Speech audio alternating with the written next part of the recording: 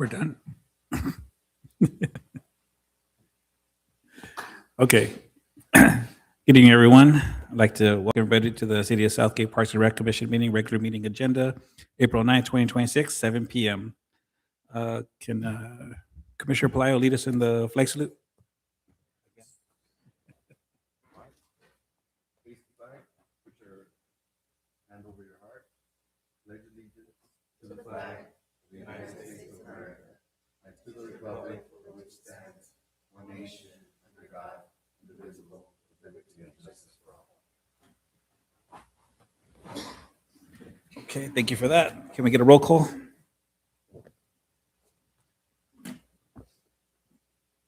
Chair Flores, Present.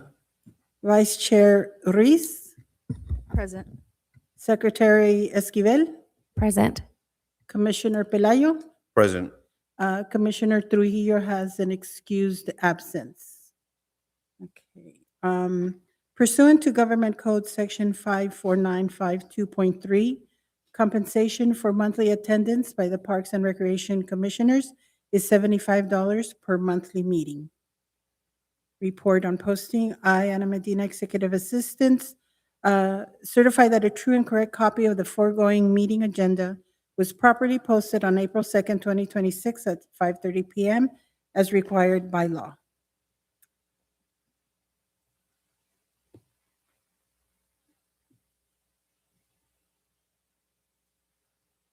Okay, thank you.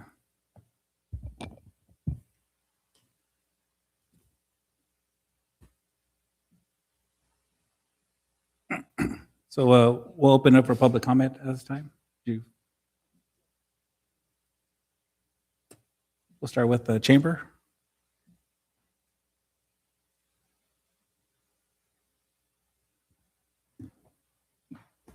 Good evening, everyone. Cindy Anderson.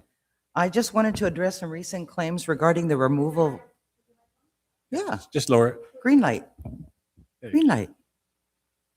Start it over. It was about the removal of Coach Cifuentes.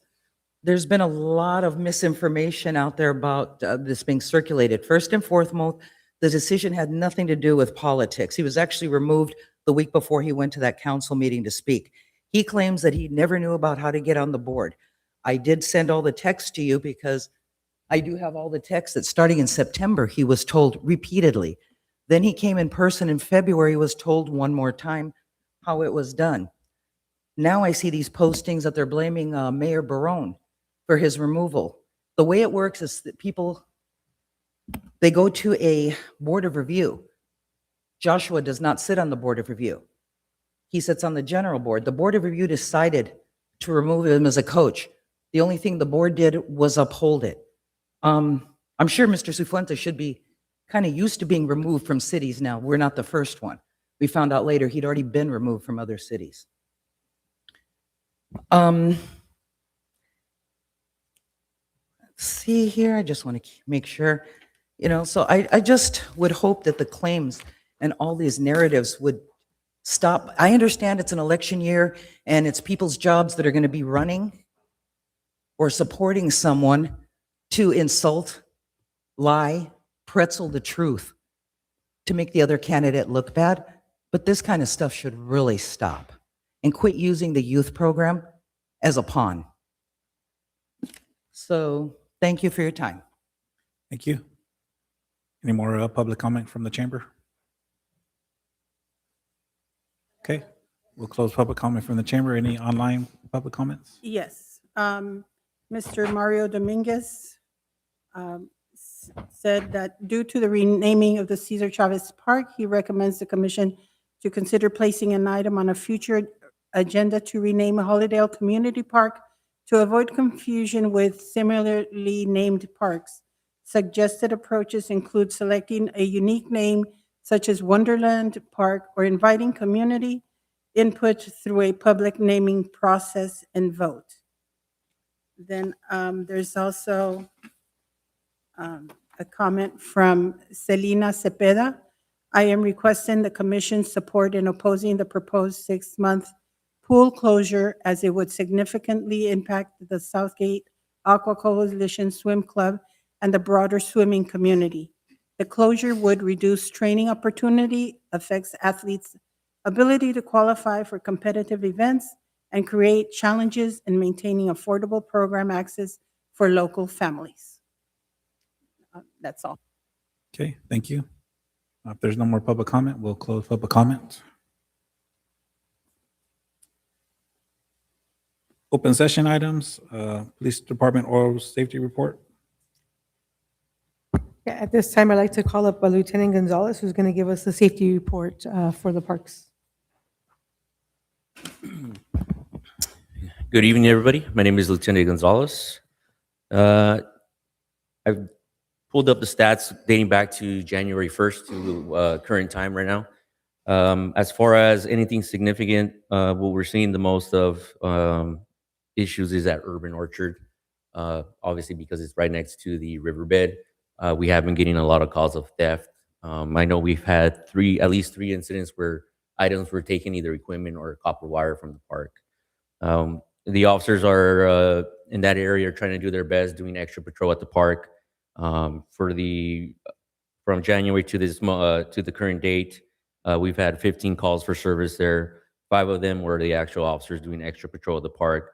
The other 10 are either burglary alarms or burglary investigations. Of the 10, 3 of them were actually burglary investigations. The other 7 were alarm calls where either it was a false alarm or the structures were secure.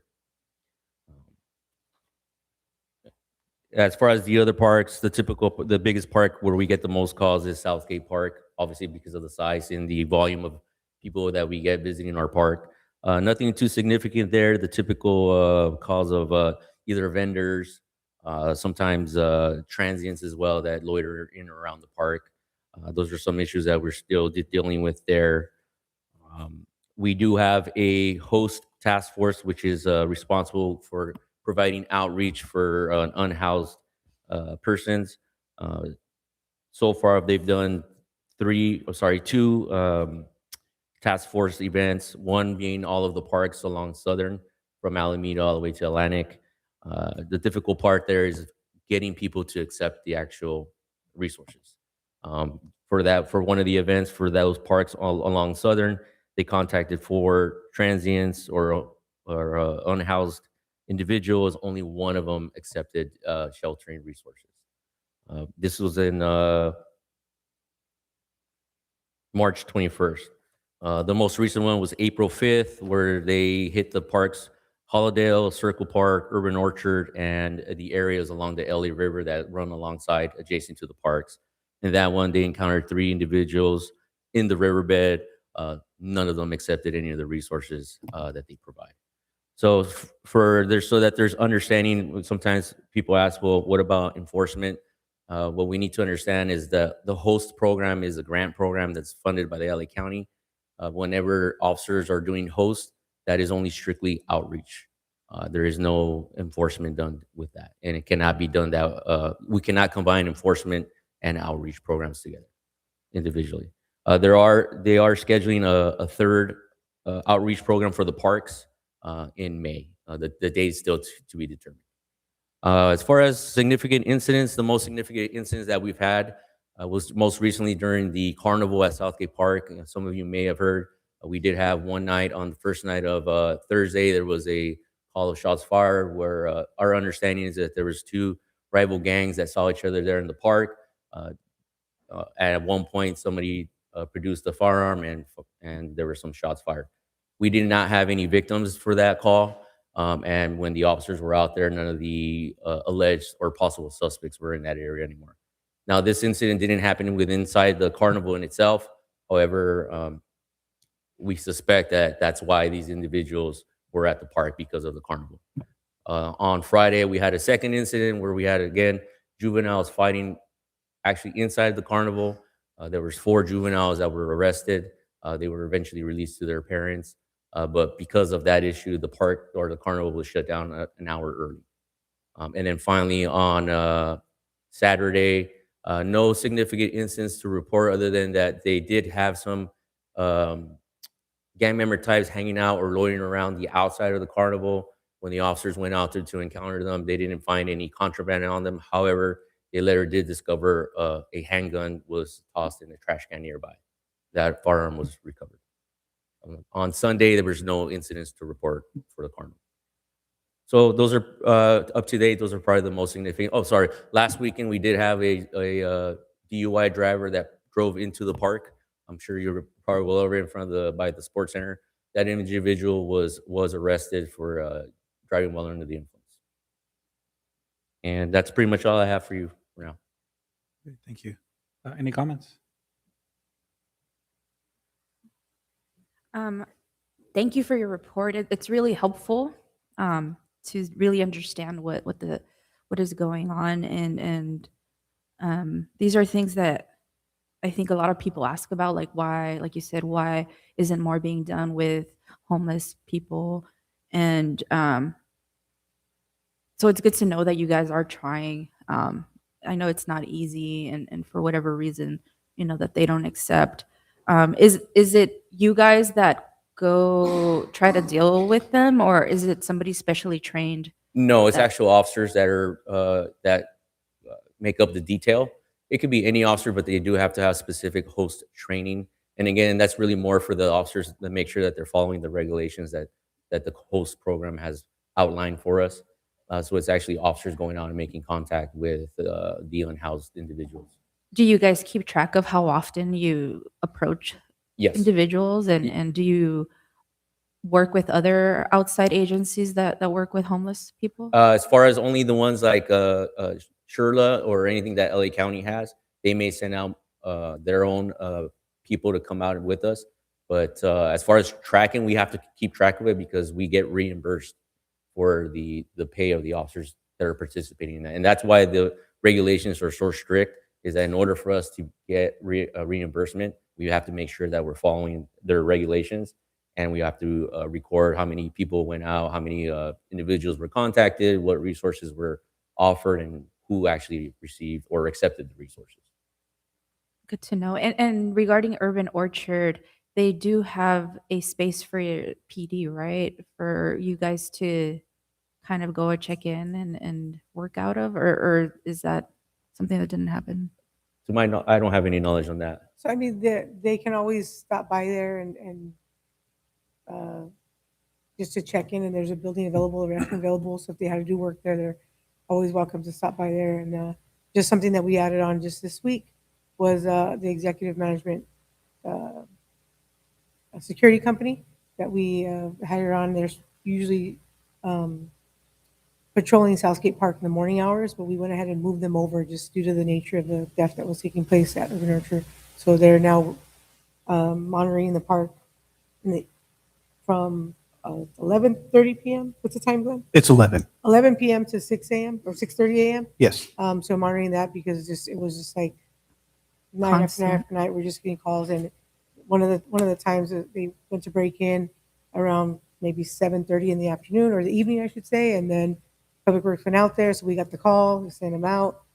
They fixed the door, put a brand new deadbolt, did all this stuff, and a couple hours later they went back in again and they got in that. So it just, and from the wire theft and just everything that's been going on, we just said it's going to be a little bit more beneficial to have the security company there because of, they break in, they steal wires, they steal tools, they steal stuff. It's a lot more expensive, and we have our staff making runs around just patrolling the park, and if we see something, we just call PD.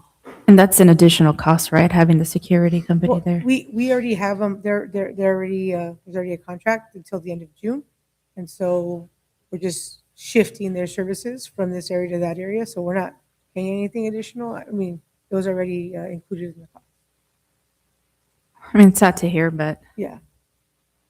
and Yeah. then Urban Orchard's a difficult part just because, again, it's right alongside the LA Riverbed, and also the train trestle, which is a common thoroughfare for a lot of the transients to utilize and to stay in there. So when they see the Urban Orchards at night and it's empty, it's really easy for them just to go in there and try to steal the copper wiring and any other items that they feel like they want to take. yeah, and the Circle Park isn't that far away either. So Yeah, it's next door. So it's a good idea that they shifted, they reallocated the security services from Yeah. Southgate Park over to Urban Orchard, because I think that's really the biggest issue. It's just such a kind of a desolate area where there's not really anybody roaming that area there, other than the residents at Thunderbird Villas. But again, they're at nighttime and they're not out and about inside the park. So Yeah. there's not a lot of frequent people there, and so it's easy for individuals to go in there and take their time in stealing items. Yeah, and I mean, even at Circle Park, I think when they did the copper wire theft was like in the morning, right, early. Because I think one of my friends that lives around there said she went at like 6:30 or something, or passed by and saw it already not lit. Yeah, we've done numerous measures to try to mitigate that, even by putting huge boulders on top of the boxes and different things. And those boulders were brought in with cranes when the park was first, when it was still being put in. And somehow they managed to move those huge boulders and They access things. So, yeah, so we've made attempt after attempt to try to mitigate Everything. that as much as possible, but we That's just amazing. can't stop. Thank you so much for all you do. You're welcome. Just have a few questions. Southgate Park has had some of the residents mentioned that there's been like a lot of e-bikes in Southgate Park, and I think there's also been some like motorbikes, like the small ones, like lawnmower motors, stuff like that. What have you encountered regarding that, and what has been done about that? I haven't heard anything about the e-bikes in itself or the complaints. I am aware about pocket bikes. That's something that we would generally see on Sundays. They would have some sort of like ride that they would go down the riverbed, and then they would come out into Holidale Park. And a lot of times when we encounter them, as soon as they would see us, they just turn right back into the riverbed and go back south. As far as the pocket bikes, those are legal and they can be cited. As far as the e-bikes, my understanding is it depends on the size or the speed that those e-bikes can go.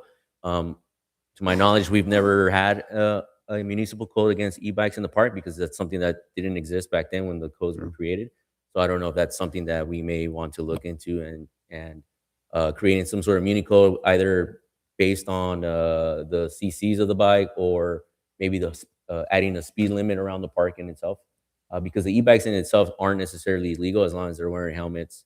And again, it also depends on the size of the speed that that bike can go, and they may be required to have a license to drive it or ride it.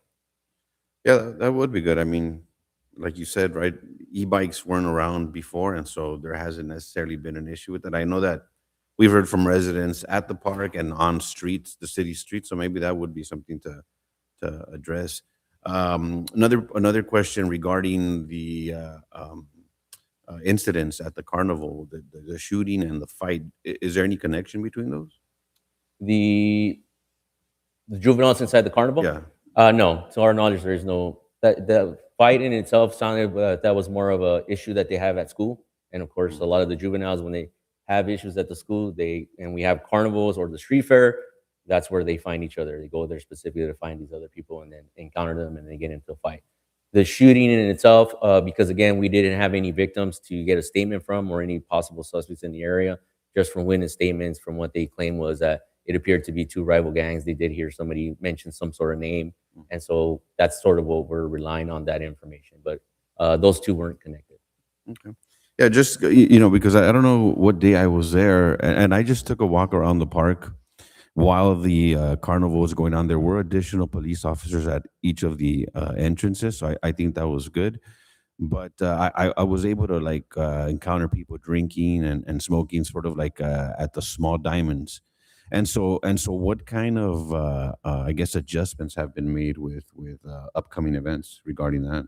Well, we did have our park ranger there. I know that Liam was there, and he actually removed a few individuals from the park who were drinking over by Diamond 9 and 10 and a couple other areas that evening, because I was there at the carnival for all the nights, and in speaking with him, he had, he was letting me know, hey, I just removed people here, here, and here from drinking in the park. So we do have staff on it and are monitoring it, but Yeah. it's No, I know it's difficult because Yeah. I mean, you can't be everywhere at Yeah. once, right? So I get that. But what is I know that there's some signs in the park that have the police department's number.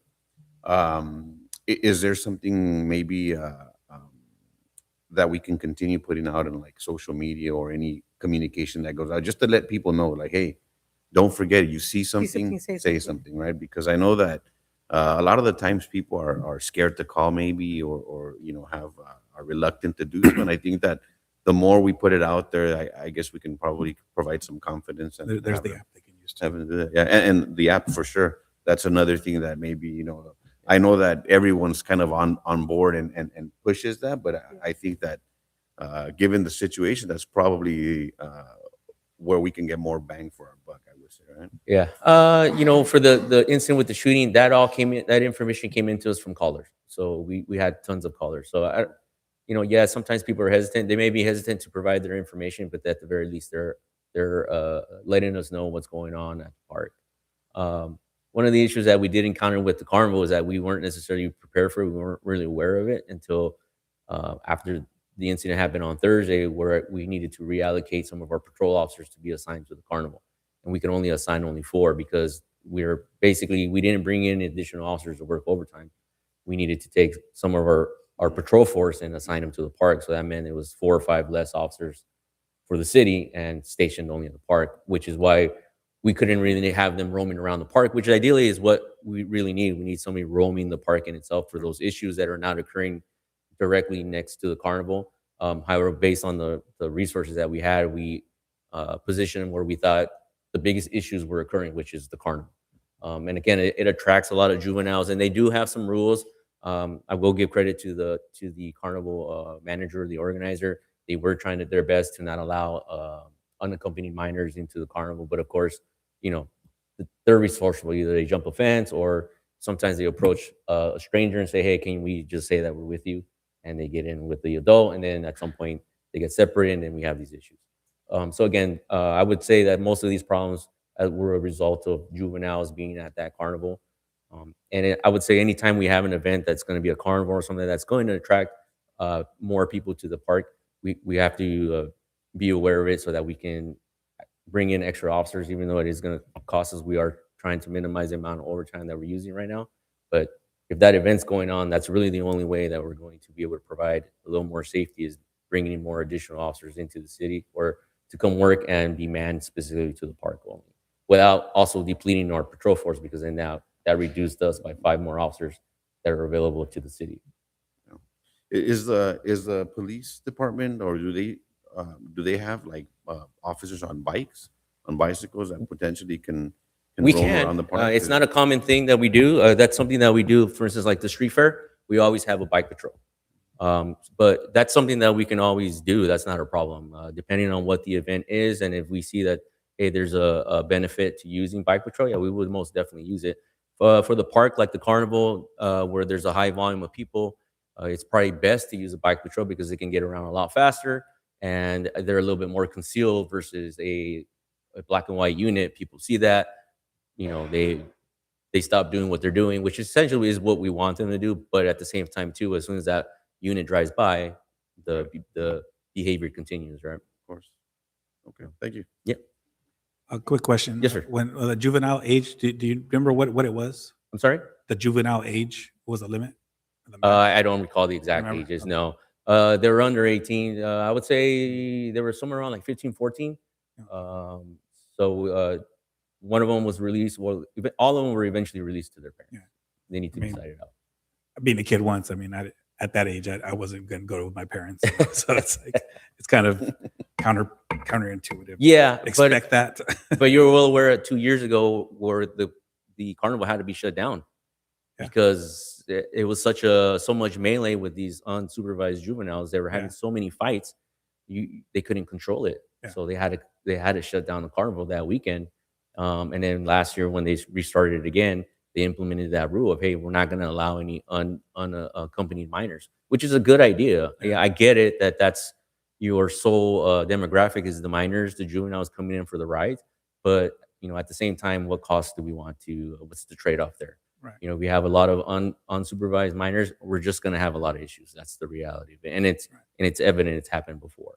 And yeah, we can assign 5-6 officers, but that's not going to be enough for 80 to 100 juveniles or people running around in that carnival.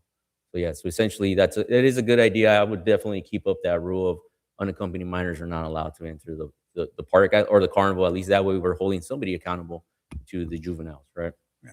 They're just gonna hang out outside the park then. Yeah, and I was a juvenile too. We're gonna do whatever we want if our parents aren't Yeah. around, right? We need some sort of supervision to watch us. So again, we appreciate the report. Thank you very much. Yeah, actually, I have one more question. And kudos to the carnival company because let me finish my- they were doing the frisking the kids down and they had the wands, so they're making sure that weapons were not being brought in as well. So the question I have though, with the cuts and stuff that are happening, what kind of issues do you kind of foresee that's going to be happening due to these cuts?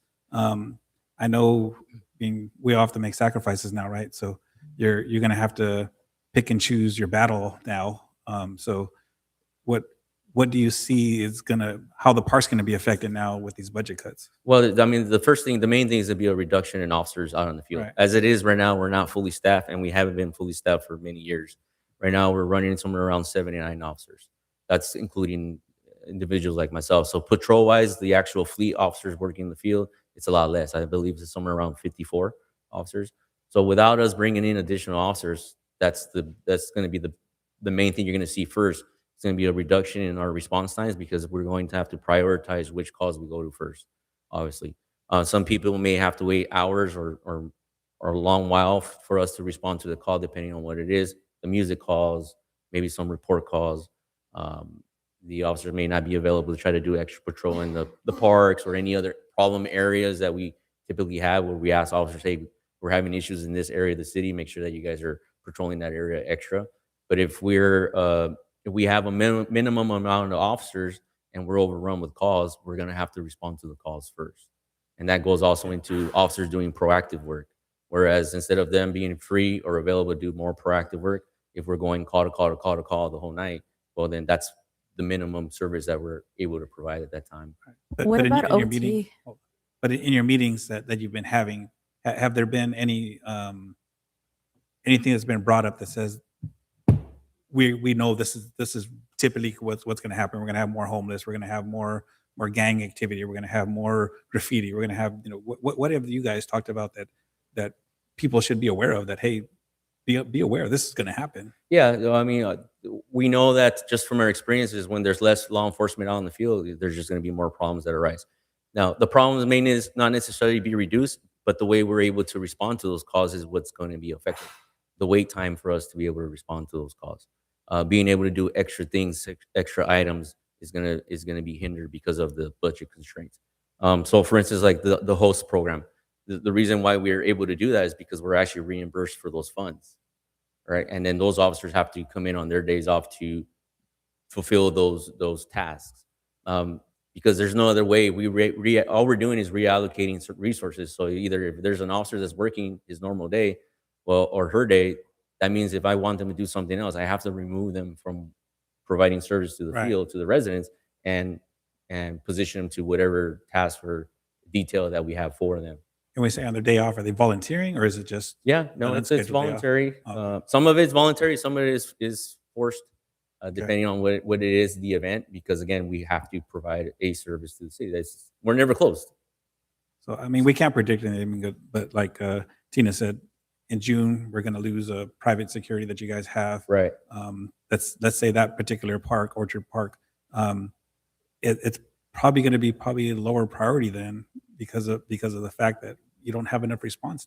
I mean, I would love to be able to say that we're going to position an officer. I guess I can't to stay predict there at the either, park, but then again, is it fiscally sound for us to exactly, leave an officer exactly. to monitor that park during the nighttime hours? I would say probably not. If we had the luxury of doing it, then yeah, we can do that. But where we're at right now, we don't have that luxury. And again, even if we did, it comes back to a question: well, is it fiscally sound to have an officer sit there, for 12 hours of the shift at the park, or would it be less expensive to hire an outside company, like a security company, like we're doing now? The police department has a Facebook page or any kind of pages that are accessible. I'm sorry. Does the police department have a Facebook page or anything that they post stuff on? I've seen it. The but- police department? Yeah. They have an Instagram page So- where they'll post, okay. So- incidents. All I can suggest is when you start seeing the uptick, maybe give some kind of public notice that hey, we've noticed an uptick in homelessness, an uptick in graffiti, an uptick in gang activity in these areas. Mhm. I mean, just public safety, basically. Yes, you know, just absolutely. letting people know that, hey, not our fault, but things have happened, and we have to make an adjustment. And just for your safety, we're letting you guys know that this happened. Yes. Or this is happening. Yeah. Especially at the park. At certain times of the park, you shouldn't be here.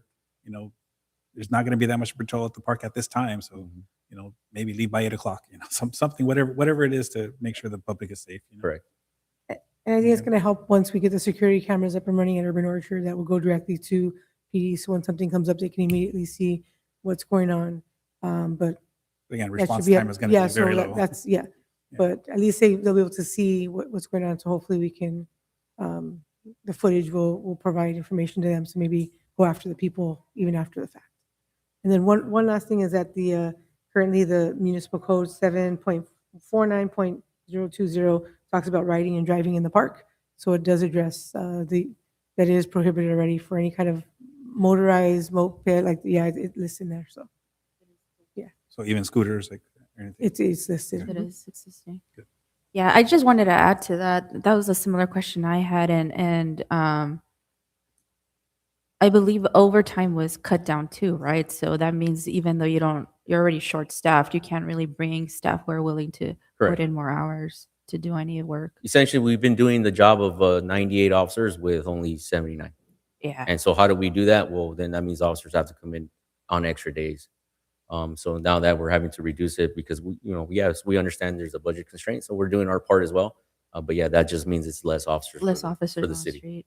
Yeah. And what about police, plainclothes police? Is that something you guys do at events or can Besides do? our narcotics unit, no.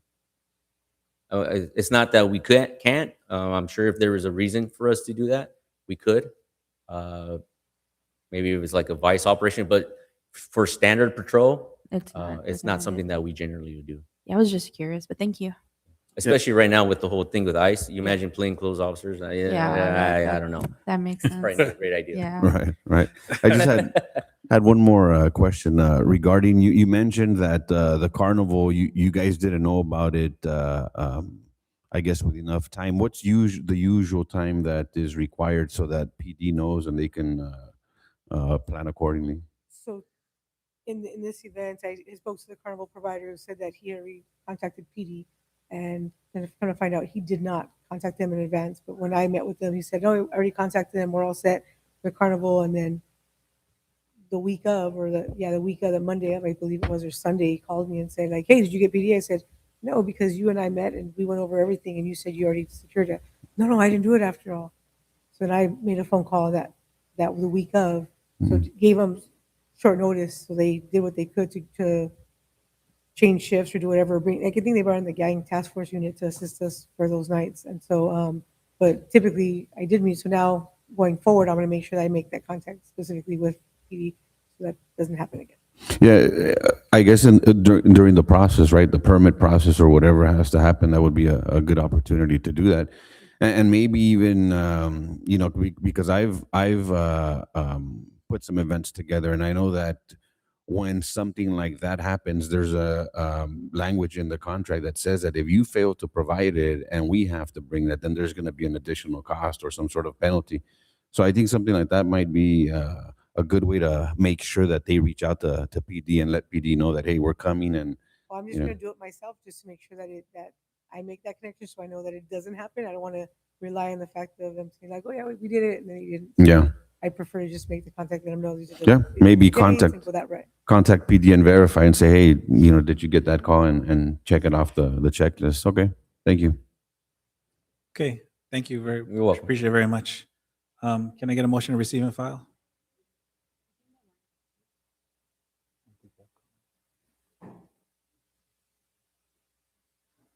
We have public comment on this? We have public comment on this? Huh? No, I don't think so. I think they were just moving on. Yeah, public comment on this topic? Has to be on this topic. On safety. We already passed the public comment.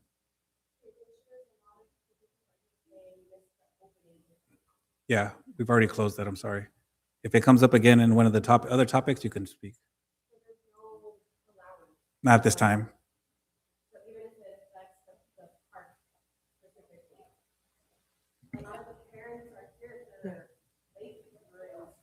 Yeah. Unfortunately, we have once they open it up to the public, and once it's done, they close it. And once it's closed, Yeah. it's done. So the only items you can speak on are items that are related to the agenda itself. The,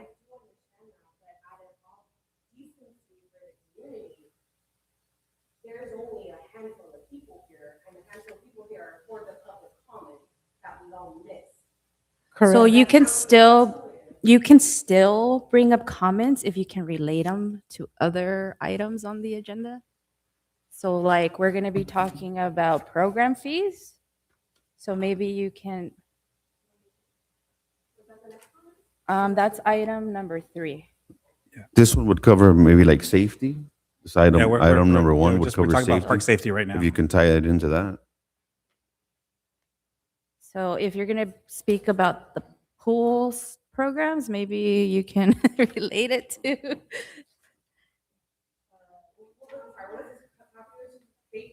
Park safety. Park safety, yeah. Well, one of the fears is that the pool might permanently remain closed if you guys close it for 6 months. If the city allows this, it might still be as it was in Compton and Watts in the 80s and 90s where everything was closed down and there was public Yeah. safety of ignorance. Yeah. Of homelessness. Yeah. You're Yeah. asking me to title and trying to tie it in. Yeah. But it has to be enough time. Yeah, it has to be specific to the public, the, I'm in all decency and all honesty, I don't have time to tie it into what you're asking. So I will give you a minute of my time if it would be, in all. yeah, yeah. There's rules we have to follow. I'm sorry. No, there are rules that you have to follow when people run for committees, when they run for the city. And they bend those rules and they break them legally. Look, we're trying to help you like fix it into, because we do have the Brown Act that we have to follow. And so we're trying to tell you that maybe you can bring it up for item number 3. And because we are going to be talking about pool fees and stuff. You're also able to, Tuesday, April the 14th, which is next week, we have a council meeting. And so you're more, we Yes. are, That is strictly what you're doing. correct. Why would you send us to the city when you are specifically dealing with the park? That is the most ridiculous and outlandish thing you could possibly do to the community. I'm I- No, we are not. I'm sorry. I I'm sorry. apologize. You gotta relax. I apologize. Hello, Excuse hello. me. Please. We need to get please. order or we're going to have to ask Again, you to leave. we've already passed the public comment. I'm sorry. The ridiculousness and We- the I understand. audacity that I understand. you We, have to not only send me to Ma'am. another day, but you deal with the We- We're we didn't giving say you you were Ma'am, another day. options. we- We're giving we you can agree options to on what you disagree can on do this to bring item. up. but Okay. Okay. And we appreciate Yeah. your comments and your dedication, but we also want your respect because we are trying to. No, you're yelling and raising your voice. That's not respect. I'm sorry. this is Parks the and Parks and Rec Recreation Commission, Yeah. but Mind-boggling that I want to speak to you about the closure of the Okay. pools. Ma'am, Sorry. ma'am, we did provide opportunity for public comment. So it's not that we didn't provide it. We did, and it's not our fault that your children were in the swimming team. I-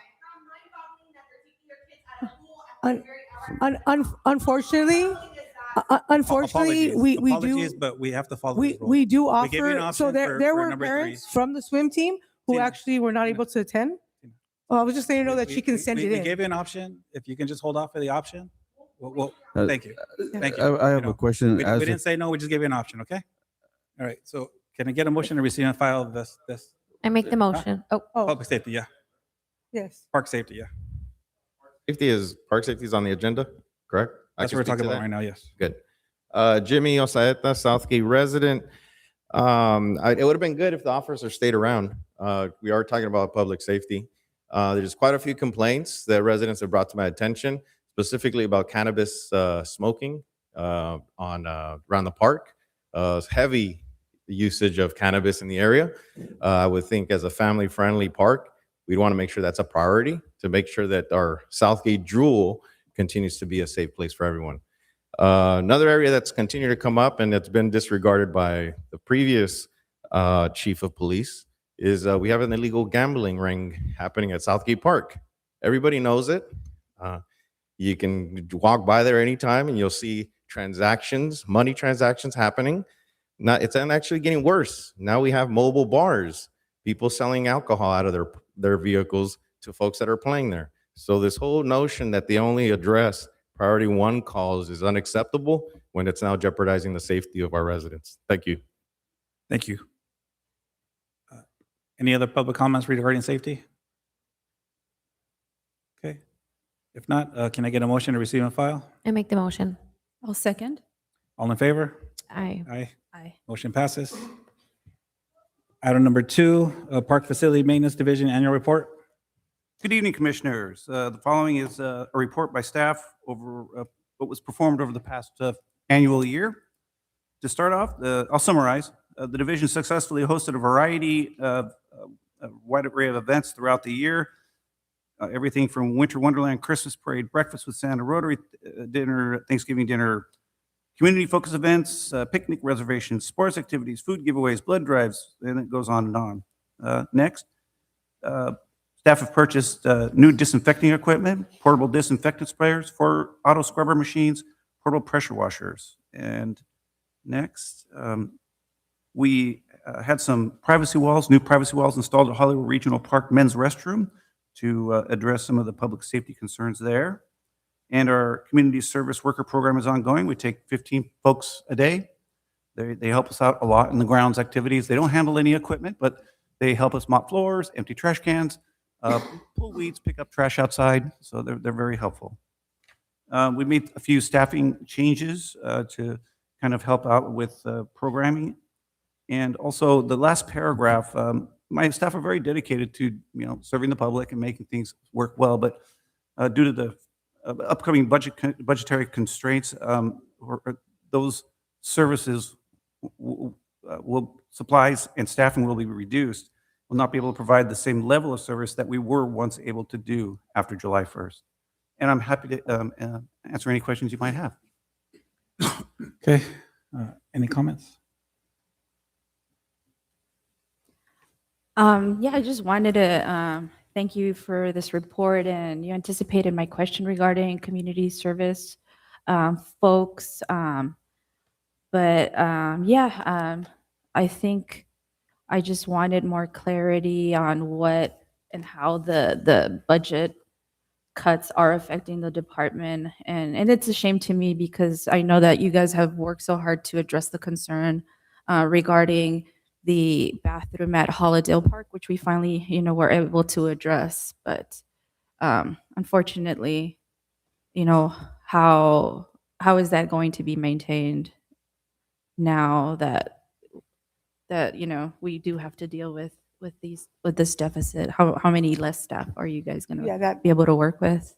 there's definitely, we definitely can't operate at the same level that we've been operating at, which means, with reduced staffing and reduce budget for supplies and such. Typically, restrooms and stuff, they would go out there and clean them 2 to 3 times a day, depending on the need.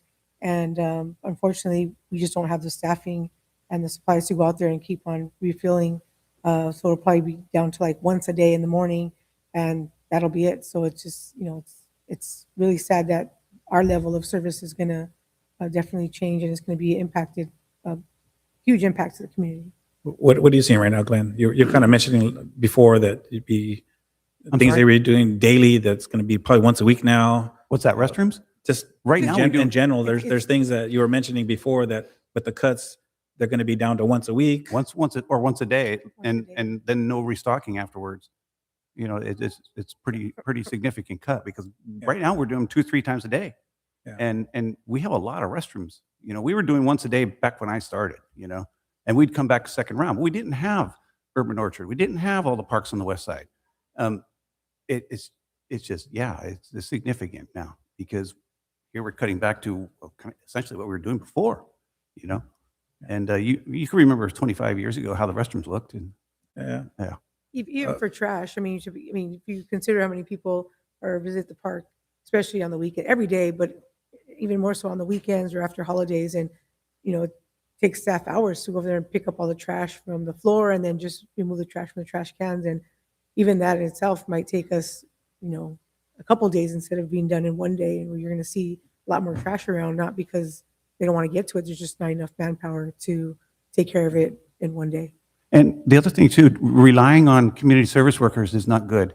During times of economic decline, say for instance, the Great Recession, we were getting a lot. Sometimes we'd have to turn them away. We got so many. Well, there's a lot of staff time that goes into preparing the final paperwork, there's a lot of rules with these community centers. These folks are essentially working off fines. And so, now when economic times get better, we don't have as many. And it's not like, oh, we can say, oh, hey, volunteer center, send us over 5. It doesn't work like that. Folks go to court, they get assigned the community service, they go to the volunteer center assigns them accordingly. They could go anywhere, Caltrans, other venues, and they get to choose where they go, essentially. And what about the tree trimming? I know that we were finally kind of getting on a schedule, Yes. and I know that the street tree trimming schedule is going to be reduced significantly. Are you guys included in that schedule, or is it just? I'm your own? trying not to. But we have the largest trees in the city. Yeah. And a lot of people go to the park. You're not going to get as much foot traffic in front of people's trees on the streets, I'd say, on a busy weekend, especially a busy summer weekend. So Yeah, especially during these harsher, windy seasons. I don't know about that, but I've noticed that a lot of, I go to other cities. I live far away. I see what people do. I see what non-commercial, these small venues. You can see over in Firestone, and some of these folks trim trees a little too They significant. top them. Yeah, They that's top them rule off. number 1. Don't Yeah. top a tree. If you ever drive down the streets in Rancho Cucamonga, you'll see signs. Don't top your trees.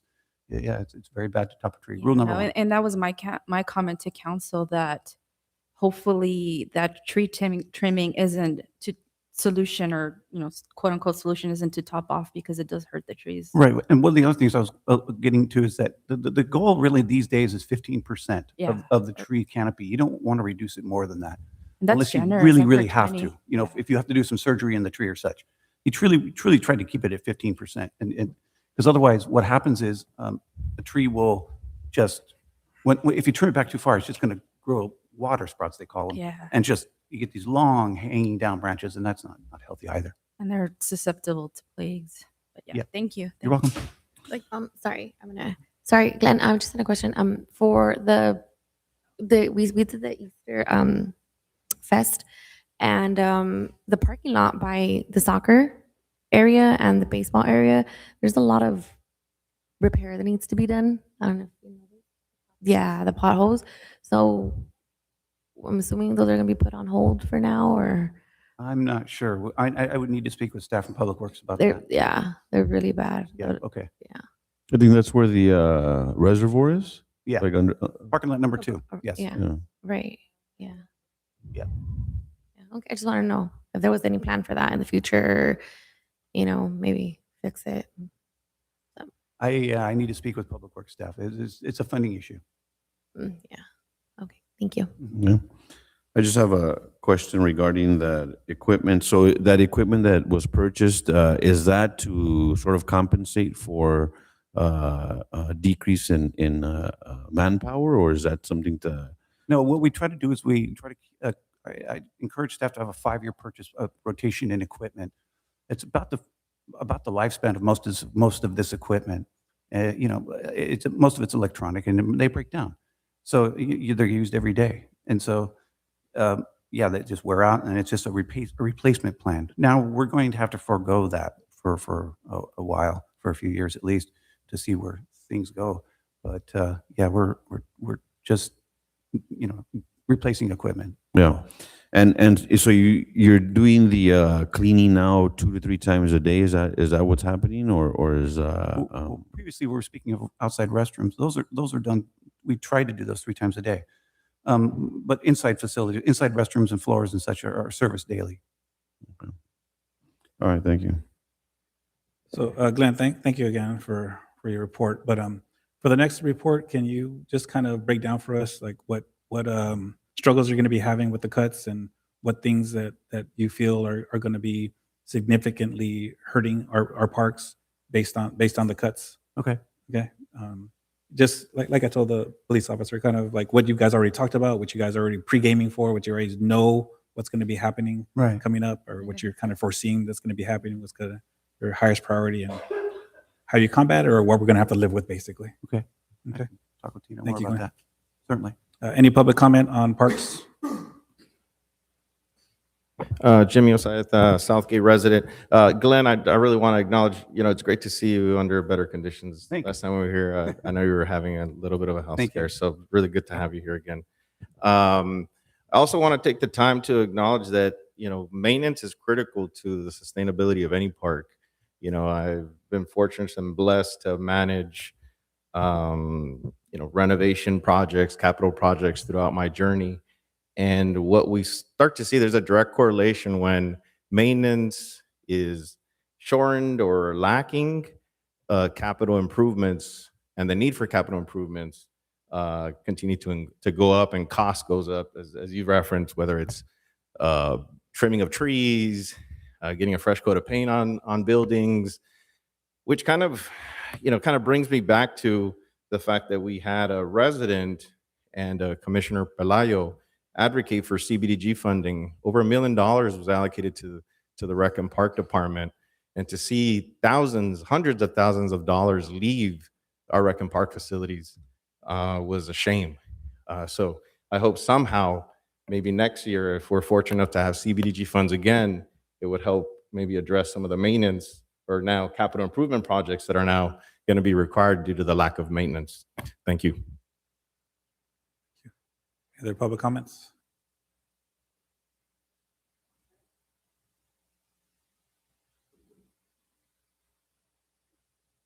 Cindy Anderson. I probably to Tina. I know that in the past, the CBD has gone to the parks. I know it was one time for the roof, but then another emergency came up and it had to be used for another roof that was actually worse. I mean, I was in the office when we had the puddles coming. There was more water inside than outside. Some of you might remember that we had to cancel actual basketball games because of flooding inside the building. So I know that the funds were used. Can I ask Tina, the funds from this last CBD, the park didn't get them? Yes, so we did receive the funds. So let me preface by saying that the funds that we received from CDBG for this year, we received them late because whoever had them before they were allocated to us did not use them. So we were already somewhat behind in having to spend it. They gave us, I don't know how many, it was 4 or 5 projects, about 5 projects or so that we were working on. Again, so in doing these projects, a lot of our staff, myself, our managers were new to doing some of these projects and putting the whole RFP and all that stuff together. So it was a little bit of a learning curve. It took a little bit longer to get some of these projects done. When the projects did get done and the RFPs were sent out, staff were checking in with the people who were responsible from community development. And so they submitted the RFPs to go out. And after they came back, they were told they were done incorrectly, but they were done incorrectly at the direction of the people who were responsible for the CDBG. So it's just that the process took longer. So we had to resend it out again the second time. And when you're doing all that stuff, you're talking about not days or weeks, you're talking about months in between as you're trying to, because you put it out for bid and it takes a while, you receive them, there's a whole process, right? No, I So in doing understand. the process, it was just a little bit longer of a process. So 3 of our projects, that's what happened, where they got sent out, they were returned, got to do it all over again, got sent out again. So now we're really behind. And then you had Steve, who also retired, and Steve was the one who had the most knowledge about doing this stuff and was used to doing these projects. And he leaves, and so now I'm stuck doing the job of a director and a deputy director, trying to get all this stuff done, and it's along with all the rest of the workload that's there. So one of the things that city manager was able to do was ask for Public Works to assist us in moving these projects forward, which is how things were done in the past prior to Paul and Steve being here. They were always done by Public Works. And then when Paul and Steve came on, because of Paul's knowledge, they took them over. So now Public Works is now taking these projects back over, and they're able to assist us in getting them kicked out a lot faster. So we do have projects that are moving forward. So the swim stadium scoreboard is moving forward. James will be speaking about that a little bit later on. So that, It's only 3 minutes. Okay, no, so I guess my final. but they are moving forward. The projects are moving forward. I think there was 1 or 2 So- that did not, where the money we got reallocated, but majority of that money is staying within Parks and Rec to do projects.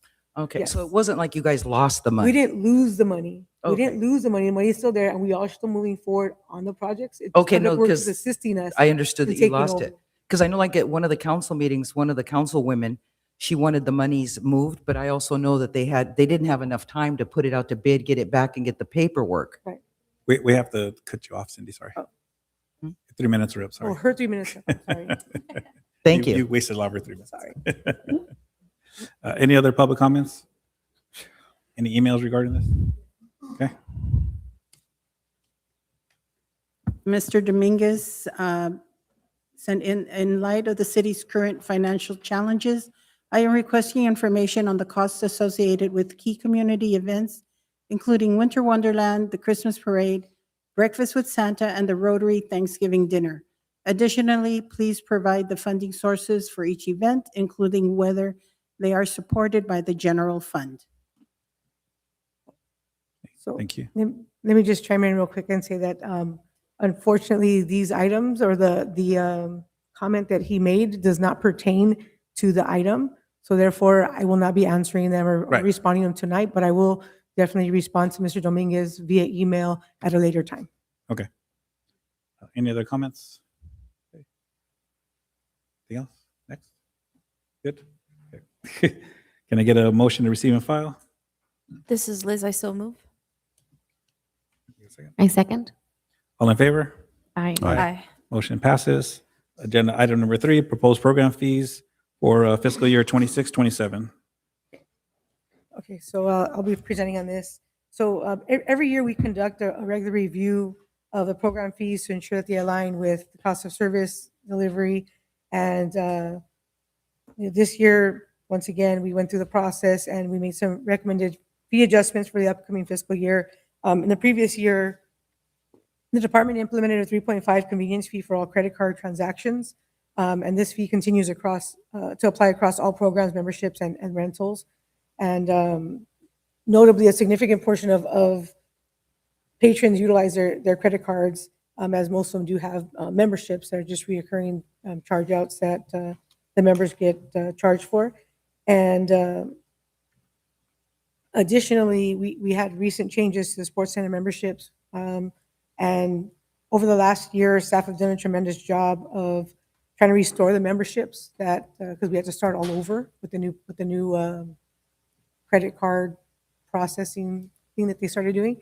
And so, but we're not quite there yet. And so we feel like if we would increase the number of all the fees too high, it would be very difficult for us to return back to our previous levels.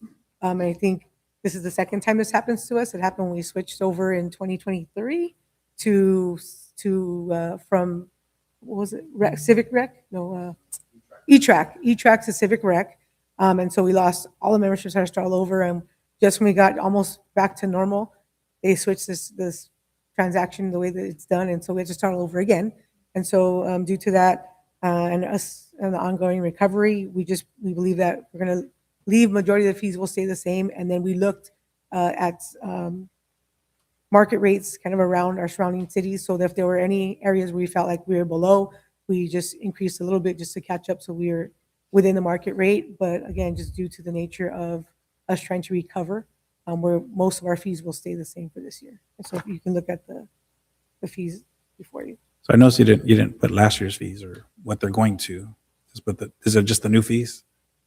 Typically we just put whatever the new fees are. Because typically, I want to say there was maybe 5 or 6 that we maybe 5 to 8 maybe that we saw that were not within the range. And so we went ahead and adjusted those 5 or 6, but everything else pretty much stayed the same because like I said, we're trying to recover our memberships back up. And Which ones were those? it was a couple, there was one of the group swim lessons. That was one of them. There was a couple on the swim side. There was a couple in the group exercise programs. And I don't know if James remembers a few others that we. Yes, youth programs, some contract classes, and swim lessons. Yeah. We felt those were on the lower end of market rates. Yeah, like I said, maybe 5 to 8. And it was a very nominal. Which programs or which groups do you feel are your biggest targets? Youth, teens, seniors, where are your What was targets? the first part of the question? What are your biggest targets? Who are you getting at when you're Well- dealing with these prices? And Well, it depends on the division. Some divisions cater to the seniors, others to the youth programs, youth sports, adult sports. So we really try to look at it as each individual division on its own, and then where that stood up to market rates within that demographic. So some of the youth programs, we felt like they're essentially like almost, I don't want to belittle it by calling it a daycare, but you drop your kid off, there's an educational component. So we felt some of those fees were pretty on the low end. Swim Okay. lessons the same. Some of those are group or in one-on-one settings. We felt those were a little lower as well. And then just in general, some of the sports classes. so Seniors, we I'm, don't. I'm saying like some of these I noticed like teens and seniors, disabled, they're all the same price. Yes. Like, where's the break on some of these things? Like, Well- 62 is a age for seniors, and shouldn't they be a little lower than the teen? Or Are do you- so do you're you want to talking try to about grab them in more, lower the age Are you limit? I don't referring know. to the membership Membership. or? Yeah, yeah. class? Okay. Some of Yeah, these things, membership's its own separate component. Usually, typically in memberships, when it comes to seniors, they're usually the same rate as a youth or active military. So we try to stick to that when it comes to society guidelines and rules. We're open to that. Our senior, we have probably 300 to 400 senior memberships in our whole database, so it's pretty good. And they're mostly senior fitness memberships. So yeah, we didn't want to raise that higher. Obviously, if you raise that one higher, because the way we're currently going to be the youth and the military higher as well. So it's something we can look at. Yeah. going- And I think with the youth too, we're mindful that most families have multiple children and the thing, and you start raising the youth too high and it becomes too much for families as they have 2, 3, 4, 5 children that you're trying to put in programming. So usually the one that is the higher end is the adults, because most adults working adults. Yeah, so I So- mean, I see that. Yeah. That's pretty clear. But I mean, I was just thinking out loud for the seniors. I'm getting there pretty soon. So yeah. You're all right. In some So I'm cities, it's just saying, 50, some may, 62, maybe 60. the graphic is getting higher. Maybe something to look at too is maybe lowering the age limit of the senior. Maybe 55 is your We target, advertise 62 and over, but I've never denied someone over 55 as a senior to get a senior membership. So Hmm. So I mean, if you're doing that, then maybe advertise it so that maybe you get more signups. I mean, you just never I'd know. have to speak with the director to me. You guys. Yeah. I'm just throwing it out there, just trying to see what we can do to try to help the community a little bit more and Yes, see sir. what we can do. I know it's going to be a hit to the budget, obviously, but again, it's kind of like business, that you give a little to get a little to get more, right? So it's just something I'm just trying to think out loud about, and I know I've discussed it with council. They kind of along those lines as well, but we never really threw out specific ideas. So maybe it's just something to brainstorm, kick around, see what we can do to try to help the seniors out a little bit better. Absolutely. Yeah. Yes. Sure. And I think I hate to ask you guys to do more work because I know you're all already overworked, but one thing that I hear a lot is,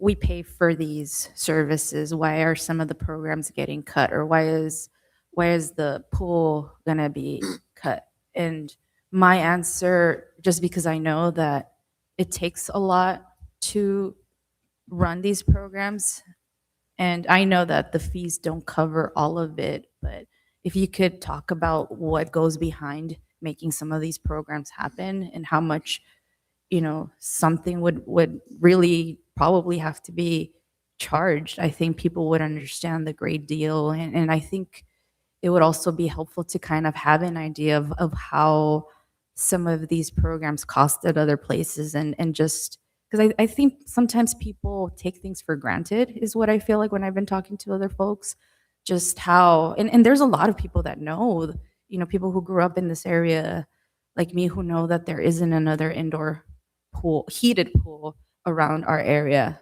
that's accessible to folks, and now that I started going routinely to the pool, just seeing how many older people are there doing their physical therapy is so crucial. And, I started taking my baby to swim class, and it's something I've always wanted to do because I couldn't do it as a kid. My parents always worked. My grandparents, didn't go to pools, so they didn't take me. And it's so heartbreaking to see just see the value. I mean, I knew we were lucky to have this facility in our city, and now to know that it's not going to be open, it's heartbreaking. And after seeing, parents come to council meetings and talk about how important it is, and kids too, I've heard the kids talk about how important it is for them. I think it'll be good to know, because I think there's definitely folks in our community who don't know the real value of how much our programs bring to our city. And even, if people want to think in money, like, I think that maybe that'll help. I mean, I can't give you the specific numbers of, No, she's saying to Everything, put but I something can, together in the future, for for future. future, yeah. Yeah. If you could but- talk about I it, mean, I could just just generally what it briefly, takes. I mean, briefly, the amount that it costs to run a pool is astronomical. From the chlorine, the chemicals, all the machinery that it takes to, if you go into the room where you see all the feeders and all the stuff. I mean, it's a very highly sensitive machinery that breaks down often. And the pool that we have is not the newest pool. It's has some years behind it. So definitely the money it takes just to maintain it is very high. So the cost that they pay just to do this doesn't even really cover the cost of the staffing or everything else that's just included. The lifeguards, right? Do you guys pay for their Certain- certifications? Certain things that we do train them on, and then, but there's certain certifications they have to pay for on their own. I'd like to chime in on that. As far as the cost of the pool, as Tina said, it's quite extensive. Most people don't realize, like, when something goes wrong, and there's so many regulations and rules when it comes to pool and the upkeep of a pool, where the temperature goes down a few degrees. Well, you might have to shut down if the drain's not working properly, if the boiler goes out, if the water levels are low, if the pool needs to be drained, a lane anchor goes bad. And these are some things that they might have to drain or maybe partially drain the pool. And then we're not talking about a couple $100s, thousands. We're talking about the tens of thousands of dollars, or sometimes even $100,000 when things go wrong. Case in point, the spa. The spa is a beautiful thing for our city, but because of the impact and the heavy use it gets here, it's basically always required maintaining. And sometimes the parts aren't available for a few weeks. And then, once the part comes in, they find out there's something else on, maybe underward when it comes to the infrastructure. So the pool probably operates at a loss of at least a couple $100,000 to a couple $100,000 to keep. And we try to keep the cost low. As you guys know, a family swim here is $4 to $5 per session. We have splash memberships where a whole family of 5 can enjoy the pool in limited times for the month for $30 to $40. So, we try to keep those costs down. But yeah, the pool really operates at a loss. Thank Yeah. you. I have a question, Tina. Since we're talking about costs, do we know what it costs to operate the pool, like, on a daily basis? Like, for every day that it's open, do we have that number? We'd have to put that together to figure out what that would Yeah. break down to.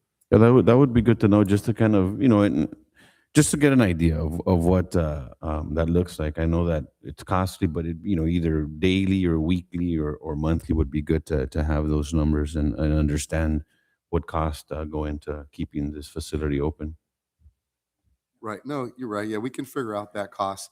It's the cost that we don't plan for are the ones that Sure. really Right. hurt us. Those are the ones. And you guys remember the pool used to, even though we do have an indoor facility, used to operate 4 to 5 days a week. Now we're open 7 days a week for the most part. So we are open a lot more as well. Operating hours as well. In the summer, we're open 6 a.m. We had a midnight, not a midnight swim, but a nighttime swim. So our operating hours have gone up tremendously over the last decade as well. So let's just put this on a future agenda then. We'll put this when we come to that point. But it's something we would like to look at. So we'll stick to fees right now and what this topic is. But it is something for us to really look at, because just saying fees are astronomical or this is that. I mean, okay, Yeah. what does astronomical mean? It can mean one thing to me and way different to you. So let's look at those numbers and try to get a better answer for the community. Yeah, Yes. just one more thing. And then, so regarding the fees, right? I know that it's sort of comparable, right? You look at what other communities are charging and what's going on. And I know that we previously had some sort of survey or a type of engagement with the community to see. I know I spoke to a few seniors that actually go to the pool, and one of them indicated that he was willing to pay more because he thought that it was super like below what other communities charge. Right now, I'm not saying that everyone else can do that, but I think it would, be a good opportunity to just kind of test the waters, right? And sort of figure out if there's room for that. Just to kind of try to maintain or balance this whole closure situation, and maybe that could be something that can help with keeping some of the pool or open. So I think that would be just a good opportunity to survey people and find out what they're thinking and if there's any room for that. No, I would disagree. I mean, we're already trying to advocate to reduce memberships cost for older folks, and it's like I said, I've a friend who's elderly who grew up in the area and comes from where she's from because this is the only heated pool around the area. So I think it's I Yeah, don't know. Yeah, I don't agree. mean, I'm sorry. I don't think we should go down that, rabbit hole right now. I think we're good where we're at. Like you said, there are families that have, multiple kids, and I don't think we should touch that topic. I think we're good where we're at, Tina. I think I think where we- we're aiming is good.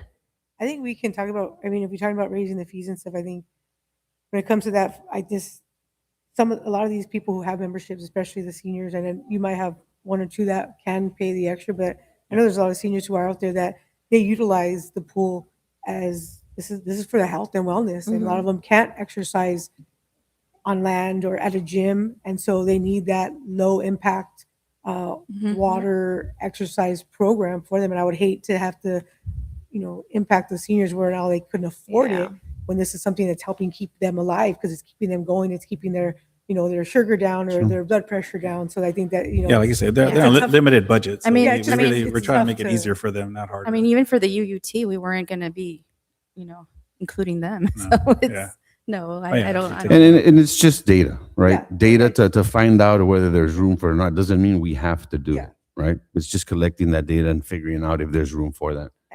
and, Yeah. and just being mindful that sorry real quick, No. just being mindful that with some of this data and a lot of this was collected is that we're also operating, like I said, with less staff. I was so about to less say that, people. yeah. So for us to do a lot of this additional data and start putting out additional survey and do all this stuff, not that Yeah. we can't do it, but when we're looking at the priorities of everything that's going on, we're trying to make sure that we're maintaining the highest level service to the community and customer service to them. And so by having to do this, it's just pulling away more staff from doing their regular duties or other duties. But I understand what you're saying.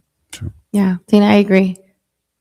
Just one more thing about the fees, but just to put things into perspective a little bit, about 10, 11 years ago, when we first started the membership program, well, to get into the pool and the sports center was $75 per year. So if you look at the rates from that over a 10-year period, 11-year period, we've gone up more than 100%, because right now, like I said, it's about $20 per person per month. Then we have families. So in the end, it's kind of like that gray. You don't want to go too high or too low, since you got the seniors remember when they used to pay 75, because they let us know every time. I used to pay $75 every time just to come here. So it's one of those to where the senior population again, but they remember how much they used to pay. So it's one thing to keep in Well, at mind. least I still remember. Okay, we have any public comment?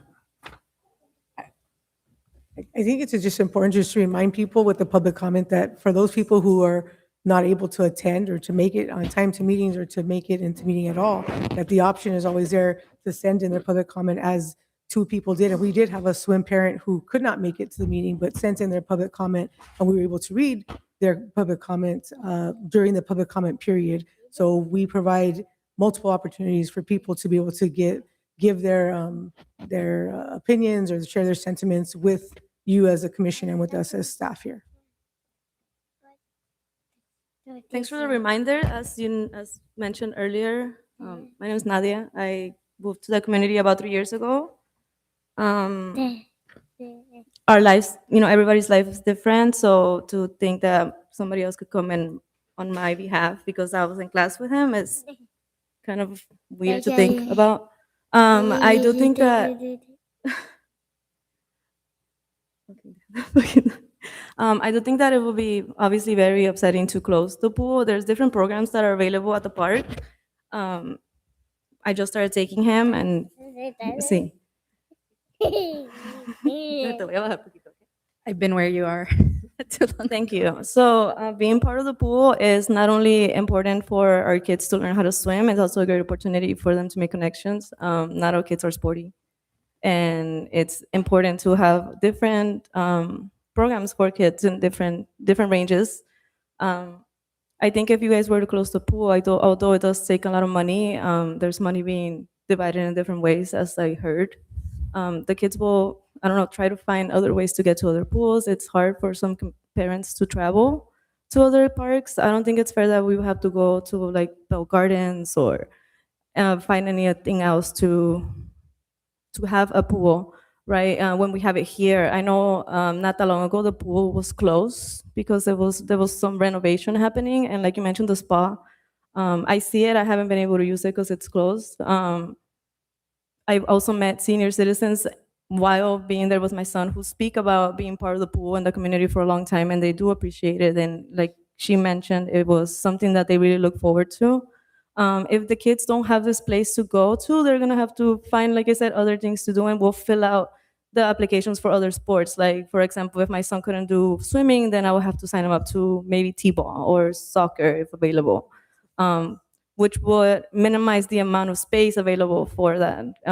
There's already a cutthroat list that we have to kind of go through. Like if you don't make it to a certain time to sign up for your child, and you lose the spot and you have to wait until the next class is available. So that would just make it harder for.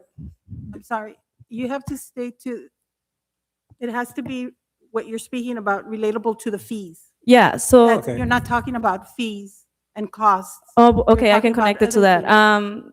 I can connect it to that, yeah. So the amount of money that is being spent on other things, like the fair, for example, the fair was from, That is not, well, talking about the I would like fee. to talk about the fee, but the Anna. actual amount of money wasn't given. You guys are saying No. that you have to talk about you how have to much. talk about the fees. The Something fee, that's relatable to the fees, what this item was about. Otherwise, you can't speak.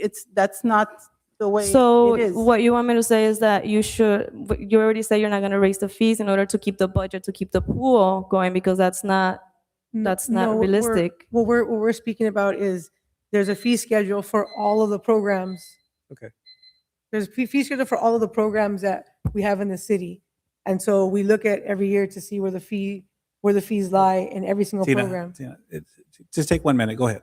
Take 1 minute to say what you have to say. I mean, the fees are, yes, they're low. Yes, you it's covered it. necessary maybe to move money around because the fees are, like you say, too low to keep going with the payments of the pool.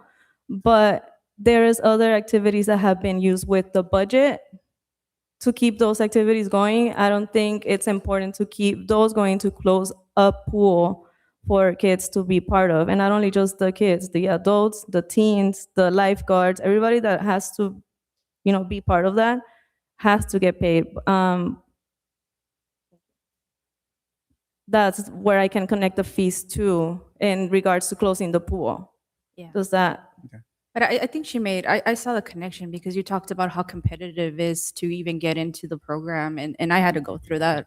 Yeah, it's only about 10 students or 10, the spaces is limited. Obviously, it ranges by age. Not all of them get filled because there's not 10 3-year-olds around 7 p.m. from 7:30 to go to. But there's 3-year-olds within the whole day that are trying to sign up. Most of the classes, when they get filled, that's it. You have to wait into the next class. And then by then, my kid is too old to get into. Okay, thank you. Appreciate your comment. Hi, my name is Caroline Maravilla. Just try to stick it to the fees, okay, please? Okay. Thank you. As she mentioned, there's always a huge line for pool fees or for the pool subscriptions or inscriptions. Parents wrap around and over half of them don't make it into the pool for signups.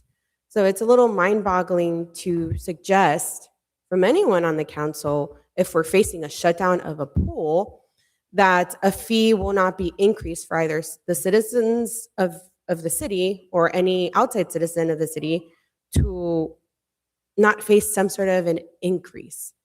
If we can counterbalance some of the costs, which it's a little mind-boggling that nobody has the cost of the pools that is running, which is, as a person here of interest, I would figure you would have that on file for some reason, but I digress.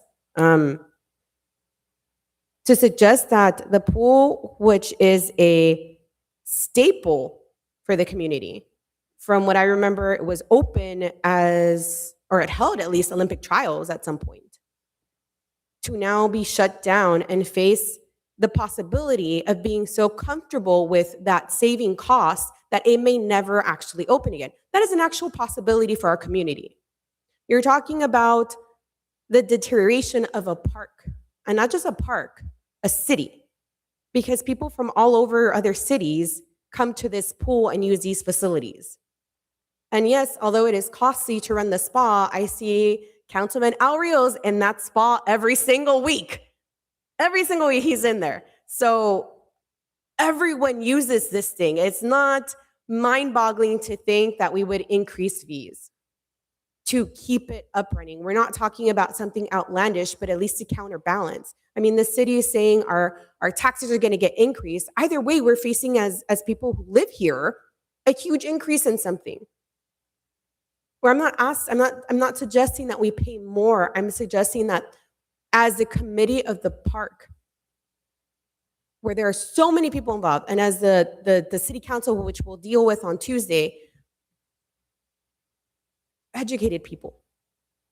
There are seniors, and it's mind-boggling to think that you cannot come up with a better solution than closing down for 6 months because it's too costly. Because you don't want to upset the $15 that we pay by month, because that's what we pay. There has to be a better way. And I know that I say that out, like, just tossing out outlandishly, but there does. I'm asking you to just put your heads together, and it's not a bad idea to take a poll of the people who do use it. Thank you. Any other public comment?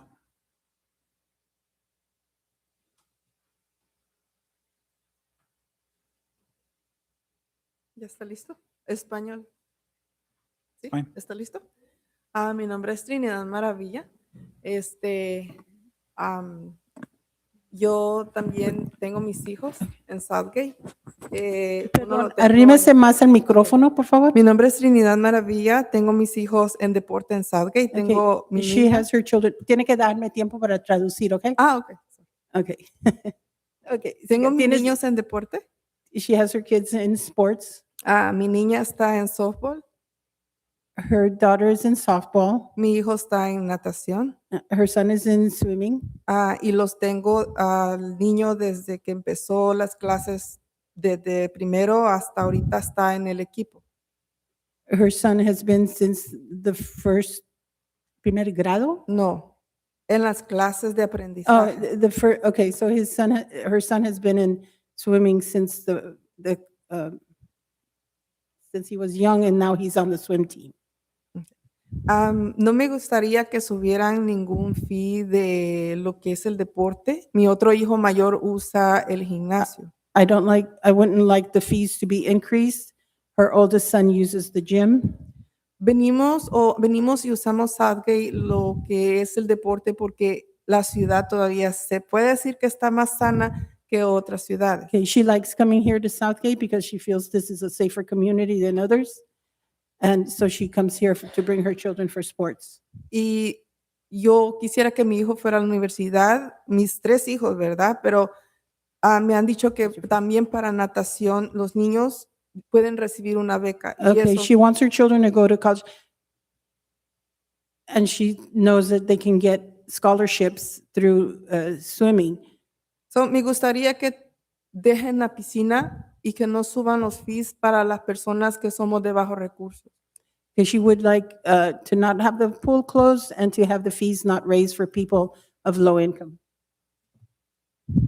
Gracias. Gracias. Si no, las personas se van a ir a Bell Gardens, están pensando irse a una piscina más grande. So, ese dinero no lo van a recibir Okay, so ustedes. people are lo van thinking a of going agarrar. to Bell Gardens and the city will not be receiving that money. Si cierran la piscina y si cobran más fees. Okay? Gracias. Gracias. Any other public comment regarding fees?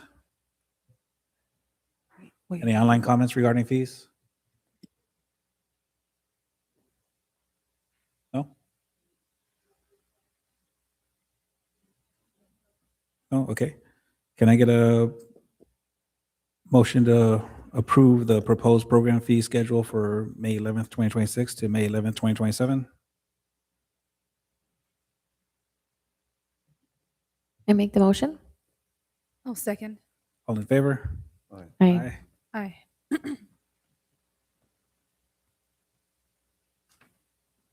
Item number 4, review of concession agreements. Okay, so before you, on item number 4, we have our current concession agreements that provide and provides with our recommendations or with recommendations, particularly for those agreements that are up for extension or renewal. Currently, there are no agreements that are up for renewal. It wouldn't be until next year. We have 2 of them, but this year, everything else is currently in the middle of the agreement itself. But wanted to bring it before you all so you can see where we're at, and the next day the next agreements will be expiring. Okay. Any comments? Okay.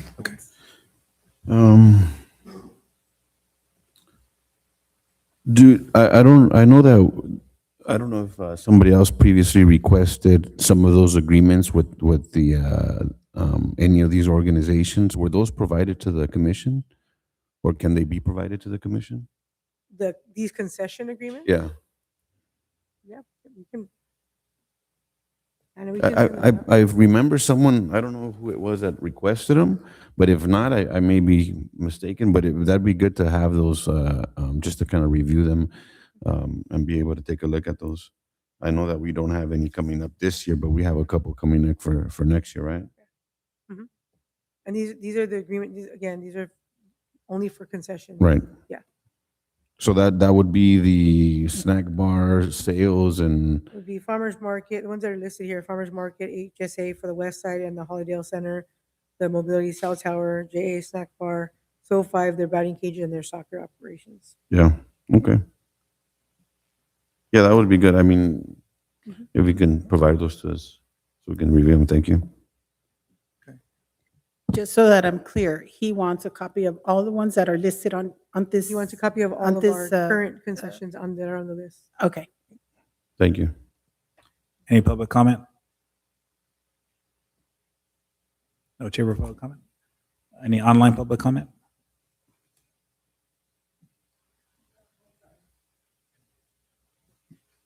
Yes, Mr. Mario Dominguez would like the commission to explore allowing street vendors, especially those selling churros, to operate within Southgate Park. Clarification is also requested on current policies that restrict this activity and whether adjustments can be made to better accommodate community interest. Any other Again, public comment? this comment does not pertain to specifically the concession agreements that currently exist, and this is another. Right. So I can respond to that at a later time as well. Sounds good. Okay, if no other comments, can I get a motion to receive and file? I so move. Second. All in favor? Aye. Aye. Motion passes. Item number 5, proposed renaming of Cesar Chavez Park. Okay, so for proposing the renaming of the Cesar Chavez Park, I'd like to briefly provide context as to why the city is currently considering the renaming of Cesar Chavez Park in light of the recent allegations that have been brought forward with public attention and concern. The city has taken a proactive step to remove the name of from the park out of sensitivity to the community. As stewards of public spaces, it's important for our park names to reflect the values that unify our community and ensure that all residents feel comfortable and welcome to in these shared environments. So as part of the process, we're asking the commission to provide 3 to 5 potential name recommendations that can be presented to City Council in the next meeting. To help guide the discussion, I think I provided you all a list of some geographical or neighborhood-based names, a few that are community-focused, like Heritage Park or like Unity Park, and then we also have some that are names that highlight local identity or shared community values. So we're looking forward to your ideas or recommendations, or if you want to go off some of the ones that are here. I don't know if anybody had time to come up with names of their own or ideas of their own. But, Yeah, well, one of my first ideas was Southern Avenue Park. Yeah, that was I don't think it's called Southern Street. So That's the easy one. yeah, was that? I said that's the easy It's one. the easiest Southern, one. Southern Avenue, and that's it. Yeah, I think that to avoid getting or being in the same situation that we are now, I think it'd be good to just name it either after a street or just more Controversial. generic. Yeah, I think that way it avoids being there. And I would take it a step further and say that as a commission, we can probably develop a process by which parks are named, so that we can stick to that and be able to streamline future naming of parks and stuff. And I don't know if that's something that we would do today, but maybe we can put it up on an upcoming agenda so that we can discuss that and be able to develop something like that. But I would say Southern Avenue Park would be my vote. Okay, so the way, I actually, just so you know real quick, so for the was that the council requested that you guys come up with 3 to 5 names that you present to them, and they would actually be the ones who are gonna be the ultimate decision makers on it. But So they how do want we do just that then? So if you guys want to throw it out there and make a motion to, or agree upon 3 to 5 names there, so Mm. you're at your discretion, and then we will present that or forward that information to City Council so that they can decide on what direction they want to go. I'm actually not against naming a park against a single individual. I think it's great to have people that we can be inspired on. I think it's unfortunate that this particular person, that more was discovered. I think a lot of people already kind of knew about his disdain for immigrant community, but I think I don't think it would be good to set standards for naming parks just because of that. And I've actually been involved in Huntington Park when a park was opened across the street from my house. And I mean, I didn't agree with the outcome, but we were able to name the school over one of my childhood mentors. And so I think it's great to have things named, like we do here in the city. We have the auditorium named after community leader. We have the pool named after another community leader. And so I think I don't think it's adequate to kind of, go that route of setting guidelines and maybe not, naming things over or parks over people. But in this instance, I think it's important to keep the idea of elevating the farm worker movement, because even though this one person wasn't the best example of the movement, I think so many folks were a part of it, and I think it's great to honor the farm workers because they do feed our nation. They do, my grandfather was actually a farm worker, and he came to this country when he was 16 and worked in the fields for several years. He was part of the Bracero program, and he would always tell us about how hard it was to work, how hot it was, how, they wouldn't give them water breaks, they wouldn't give them bathroom breaks. And, there's been so many like literal sweat and tears sacrifice for our nation to be fed. And, I think it's important to acknowledge them. So I would really push for Farm Worker Unity Park. I didn't think of the Unity Park part of it, but I like that because I think it also, we could also at some point hopefully get a plaque or maybe get funding for a plaque to really, inform people of the various leaders that it took to get, give more rights to the farm workers. And, the Filipino farm workers had a great part in that. And so I think I just really would go for the Farmer Farm Worker Unity Park. So are we gonna provide names now or? Yeah, I think Yeah. they're writing them down over here. Yeah, so I mean, again, I would go with Southern Avenue, maybe something that describes the area. I don't know, Latitude Park, Linear Park, something like that would I think be good. And just to kind of touch on what I mentioned about the process, I think it'd be a good idea to engage the community and get some. I know that it may take a little longer, but I don't know. Is there a rush to do this, or is there? It's not, so this specifically, this is a council decision, right? So, but because you're a Parks and Rec Commission, they are asking for you guys to give your input in, but they do want it back so that they can bring it up so we can move forward on this. So, I mean, I don't know if there's specifically a time-sensitive thing for them. Again, we're just bringing it forward at their request to you folks, and they just wanted some ideas because they're the ones who are, so when it comes down to how things go moving forward, if there's future parks and all that stuff, really that's the decision of council. So Sure. Yeah, so I guess I would say my top one would be Southern Avenue. Mhm. 2 would be Linear Park. Mhm. And I guess the third one would Unity Park works. I actually have a different one, Southgate Gardens, just because it was we have to pick from Southgate here. Gardens. Southgate Gardens, because that was the original name of Southgate. So I like that one. So that's a off the list, but I'd rather go with that one. That's fine. Okay. That's your number one. You just want one? I Pick just one? want one. Okay. That's good. I like Southgate Gardens, and I would push for Farm Worker Unity Park. Any order? Any specific order? Farm Worker Unity Park and then Southgate Gardens. Okay. Yeah, for me, I mean, just kind of getting bitten by naming it after somebody and then finding out something years later, it's kind of like sits Sour. sour with me because you just never know what's going to happen with the next person, the next person, the next person. So kind of taking it generic. And I mean, a long time ago, I thought they were going to name it Southern Avenue when they first built it. So I'm still sticking to Southern Avenue Park. That's your number one? Yeah. So it's based off, so we have 2 number ones for Southern Avenue Park.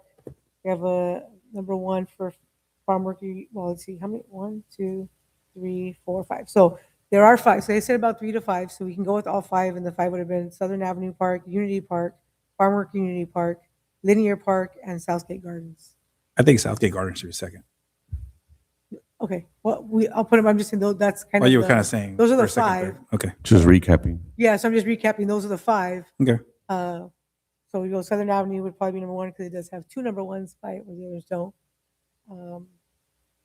And then it would be Southgate Gardens, sounds like. And Okay. then Farm Worker Unity has a number 1, 3, followed by Linear Park and Unity Park would be last. That sound okay for you guys? So, Any, it's- public so what are comment? they? So Southern Avenue Park is 1, Southgate Gardens is 2, Farm Worker Unity is 3, Linear Park is 4, and Unity Park is 5. Sounds good. So, but they'll go to council and then they can, Right. they can go with your suggestions, recommendations, or they may go a completely different direction. It's up to them. But Yeah. they at least wanted your input on it. So. Yeah. Public comment. Jimmy Ozeta, Southgate resident. So, we're speaking on renaming here. My position is pretty straightforward, and it's not a new idea. And, Chair Allen and Commissioner Edgar, I think you stole my thunder. But it's the approach that we've taken with the city before when naming green space areas. For example, State Street Park on State Street and Southern Avenue. The street name, the park, Stanford Avenue Park, next to Stanford Avenue Elementary, which is next to Stanford Avenue. Break up the name to corresponding sections. If we're talking about different names, right? Southern, it's a long stretch now. Break that up into different intersections. So we have Santa Fe Avenue Park, we have State Street Park, and so on, right? I think it tells residents how to find their neighborhood green space, especially if they're new to the community. And naming a park after a person sounds honorable, but it carries real complications that don't always show up during the day of ribbon cutting. We saw that here. We're experiencing that now. They show up years later, whose legacy holds up, whose name becomes a source of division rather than pride. History's full of parks named for individuals that communities have had to fight over, petition, and to change. That work falls on residents, future commissioners, future council members, future generations, and it's all avoidable. Time is money, and our city is learning the hard way, given the financial mess that we're in. Naming the section of the park after its correlating cross street doesn't require that debate. It doesn't require a vote in 10 years to undo something that felt right at the moment. And I asked the commission to return to what has worked. When a park sits on a named street, that's the street of the name. Southgate already showed us the way. No need to overcomplicate this recommendation to city council and create unnecessary work for staff. Thank you. Thank you. Any other public comment from chambers? Okay, any online comments? Yes, Mr. Mario Dominguez, he would like to propose considering the renaming of Cesar Chavez Park, with one suggestion being Dolores Huerta Park to recognize her contributions.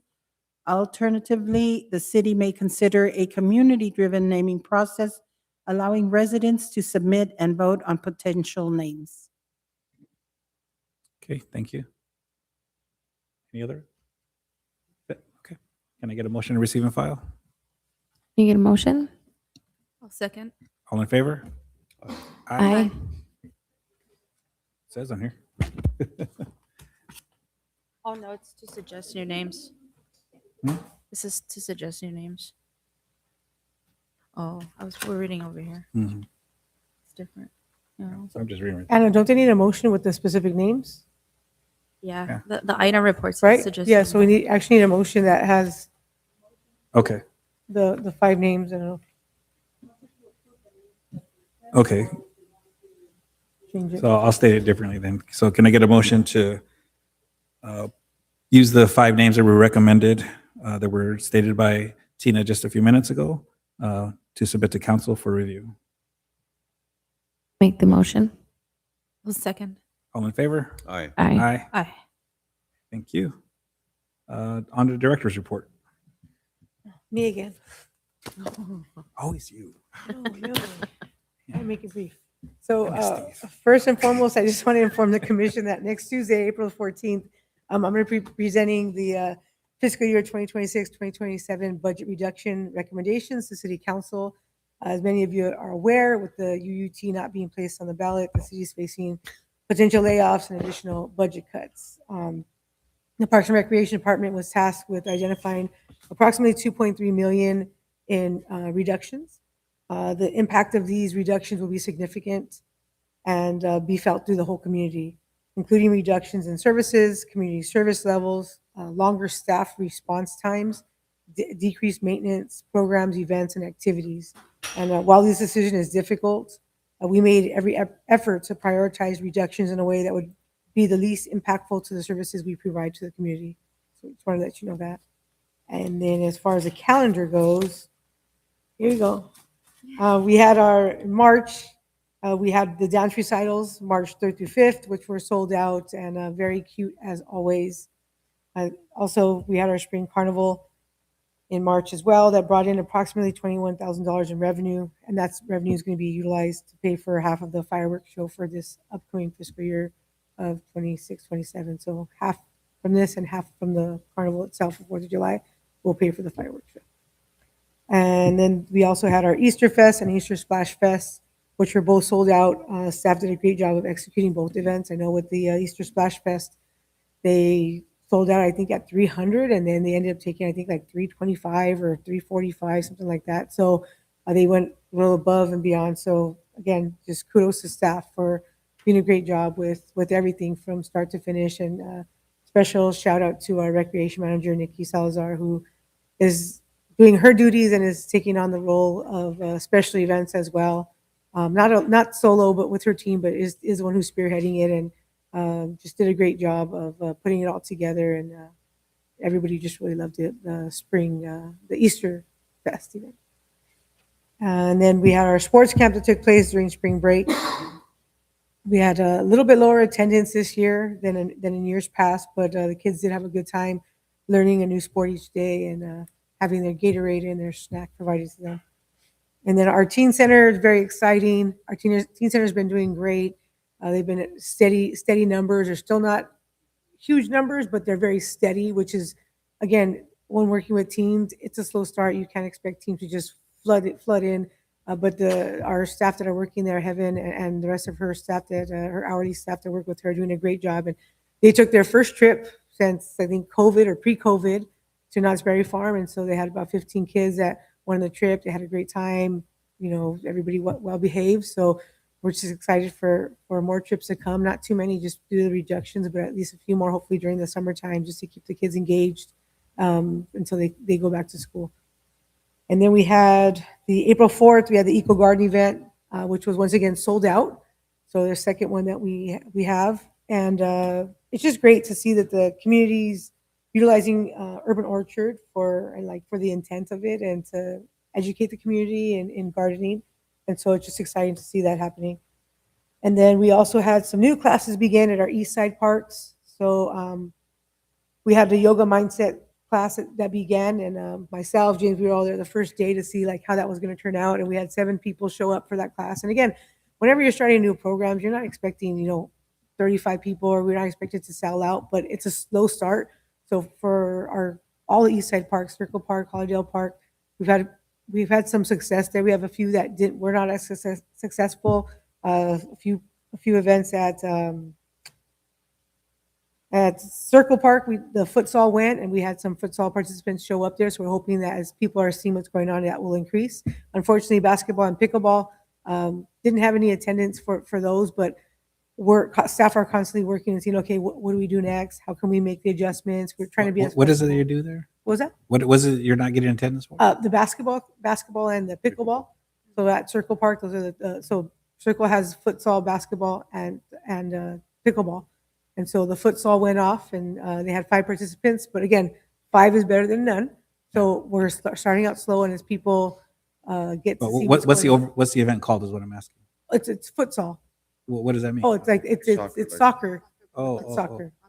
But it's on it's a futsal court. It's a smaller turf court or field, not court, but field that's out at Circle Park. Oh yeah, no. Yeah. But you said they didn't show for pickleball. I mean, So they didn't know, we had 0 attendance for pickleball and 0 for basketball. So they were trying to offer different programs there specifically for those. okay. because those That's what are- I'm misunderstanding. Yeah. So you did a specific event. Yeah, that- we're that you hosting try to have specific, signage for. yes, Okay. specific sports type thing just to get people engaged at the park. So those 2 did not go, but staff are looking at, okay, what do we do? So they're going to try and Bless you. move over and do something arts and craft related. And they're trying to do a pop-up event in May at Holydale Community Park since we have a little room there. So our East Side parks are starting to move. They're starting to get the ball rolling there. So it's exciting to see that. But again, some things are going to be successful, not others are. And things are cyclical. So even if it's not successful today, I mean, look at our Southgate Park. We put the pickleball courts out there, and we had a few people trickling in, and now you go out there and those courts are booming. So I've been out there a few times, and I've seen people go out there and they're playing pickleball. But specifically for this event we tried to put on, we didn't have any takers for it. But again, we're not going to give up. We'll move forward, and we'll try to do something similar, a little different in the future. But for now, we're going to try and move over to Holydale Community Park to see if we can do some arts and crafts up there. So again, just staff are doing a great job with just being flexible and adapting to the situations and what the community needs and wants are. And then on April 18th, we have quite a few events going on. There's an Earth Day event going on. We have Special Olympics basketball games. We have the art exhibit that opens up the Alma Querida. And then we also have the Miss Southgate pageant that evening as well. And before you guys is a flyer, I believe, for Street Soccer USA. So I know that came before you months ago, and it's here, and it's pretty much complete. On Monday, I believe it's Monday, that they will be putting in the lights. everything else is already is been installed. And so the grand opening is scheduled for next Thursday, a week from today. And so we're excited to have that open up. And so it should be a nice grand opening.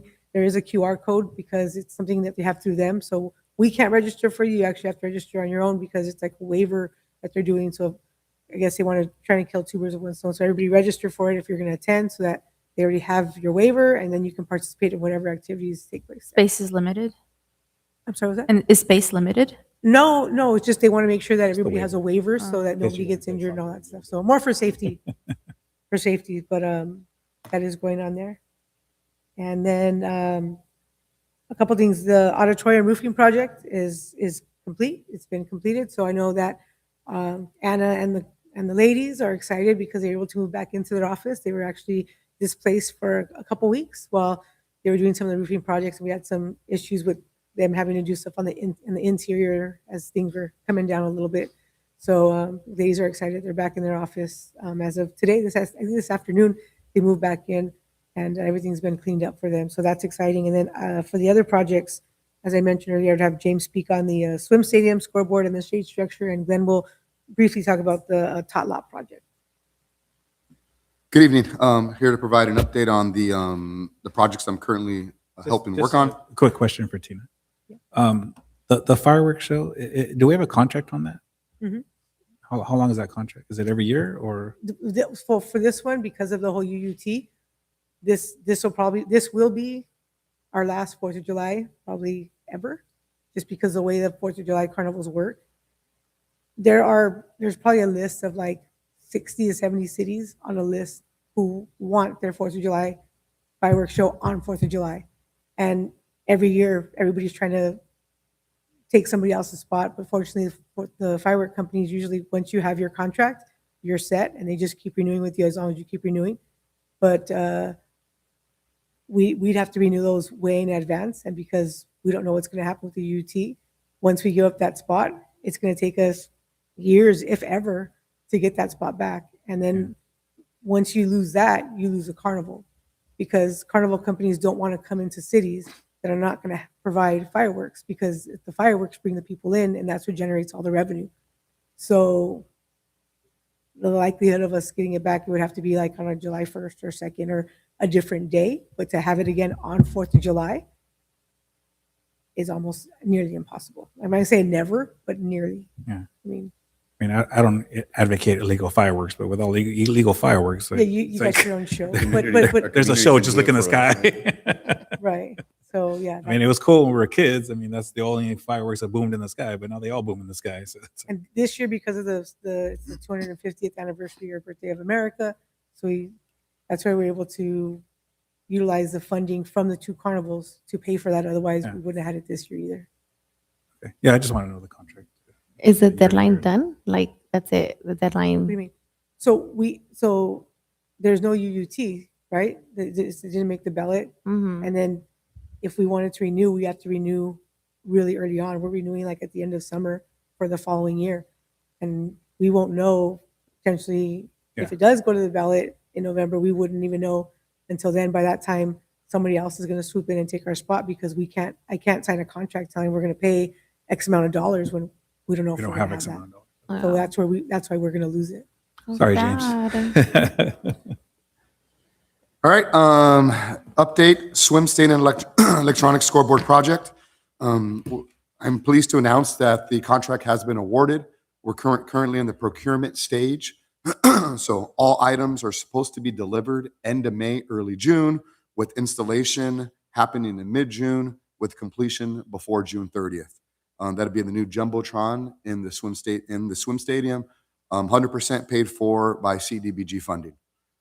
Next project is a shade structure project. As Tina mentioned before, not knowing when it first got handed off to us, we were probably already behind the 8 ball, because these funds were already reallocated once when they got to us. And then us not understanding the scope of the project and how complex it was, we're thinking we can do everything. We're like, yeah, let's do it. Come to find out, once you set out the RFP, there was a few mistakes that we encountered, specifically with some of the engineering coding, some of the specifications, and then just a whole lot more that's involved in the process, especially when it comes to you guys seen our large quad, we need more customized structures, which take longer to procure. So this project is actually, we thought we can get it done in 3 to 6 months. It's more like probably 8 to 12 months project. Public Works has decided to jump on board. They are helping us. RFP should go out within the next 2 weeks, and we will go from there. But we did not lose that funding. That's where we stand with the shade structures. Thank you. Good evening. Again, another CDBG-funded project. We are, I think you're all familiar with the Tot Lot, Gardendale Tot Lot on the corner of Gardendale and Idaho, adjacent to Hollydale Community Park. There's a playground, Hollydale Regional Park. There's a playground there that I think was installed in the early 2000s when Dodie Mosby was the director here. That's the oldest playground we have. And then back then, unfortunately, most playgrounds were done with rubber was new back then, the chrome rubber surface. And so it was very cost prohibitive at the time to put an entire playground in rubberized surfacing. So the decision at the time was made to have sand and rubber. Well, unfortunately, over time, with the sand migrates into the area with the rubberized surfacing and it solidifies it essentially. Now we're going to, beginning next week, the contractor is supposed to begin next week. We're going to remove all the rubberized surfacing that's currently there, make a few repairs. The playground equipment, some of it needs to be serviced and adjusted. Remove all the sand, add base, and a new surface, and that should take probably, I think, about a month. So we're looking forward to getting that resurfaced. Thank you. Thank you so much. I know that that's something I brought up in the past, and you know, I feel like that's one of the parks. Now, as a mom, I know that other moms go to because of how many trees there are there and how shaded it is, and so it's great to see it, you know, get improved, and just having seen the sand and all the coyote scat on it. Yes, unfortunately, there's yeah, a lot of wild animals around there and cats, and that's another issue that we want to it's a rectify. big litter box, so it's Yeah. great to see it get fixed. Thank you, guys. Okay, thank you, Glenn. I just have a couple of questions regarding, Tina, some of the things you mentioned. The futsal, is that field something that you have to reserve ahead of time, or is it like first come, first serve? It is first come, first serve. So the only time that, I mean, our programs will take precedence. So if we're hosting a program there, we will ask people, we will let people know that, you know, we have programs going on, but aside from that, it's first come, first serve.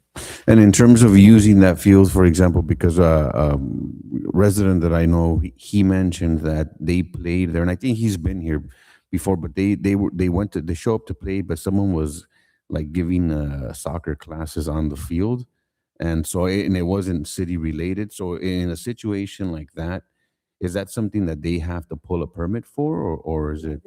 We don't allow people to go out there and do organized practices or anything like that on those fields. So when we do have staff that go out and are monitoring things, but again, there's not a building there, so we don't have staff there 24/7 monitoring. Right. It's not like Southgate Park. So it's a little bit different in our park. We have park rangers who go out there, we have our maintenance go out there, and then we have our staff who are out there. So, but in between is maybe when they're coming out. So if there is a situation like that, if they contact us and let us know, then we can make sure we send staff out there more of a specific time. Because typically, if you have somebody who's going out there conducting some sort of an organized practice or game or whatever it is, they're going to be out there like every Monday, Wednesday, or every Tuesday, Thursday, or however it is. But usually there's some sort of a time frame. So if we know when it is, then we can make sure that we have somebody there to let them know that it's unauthorized. Because other than that, I mean, if they're going in between when our people are showing up there, it's hard to catch them. Okay.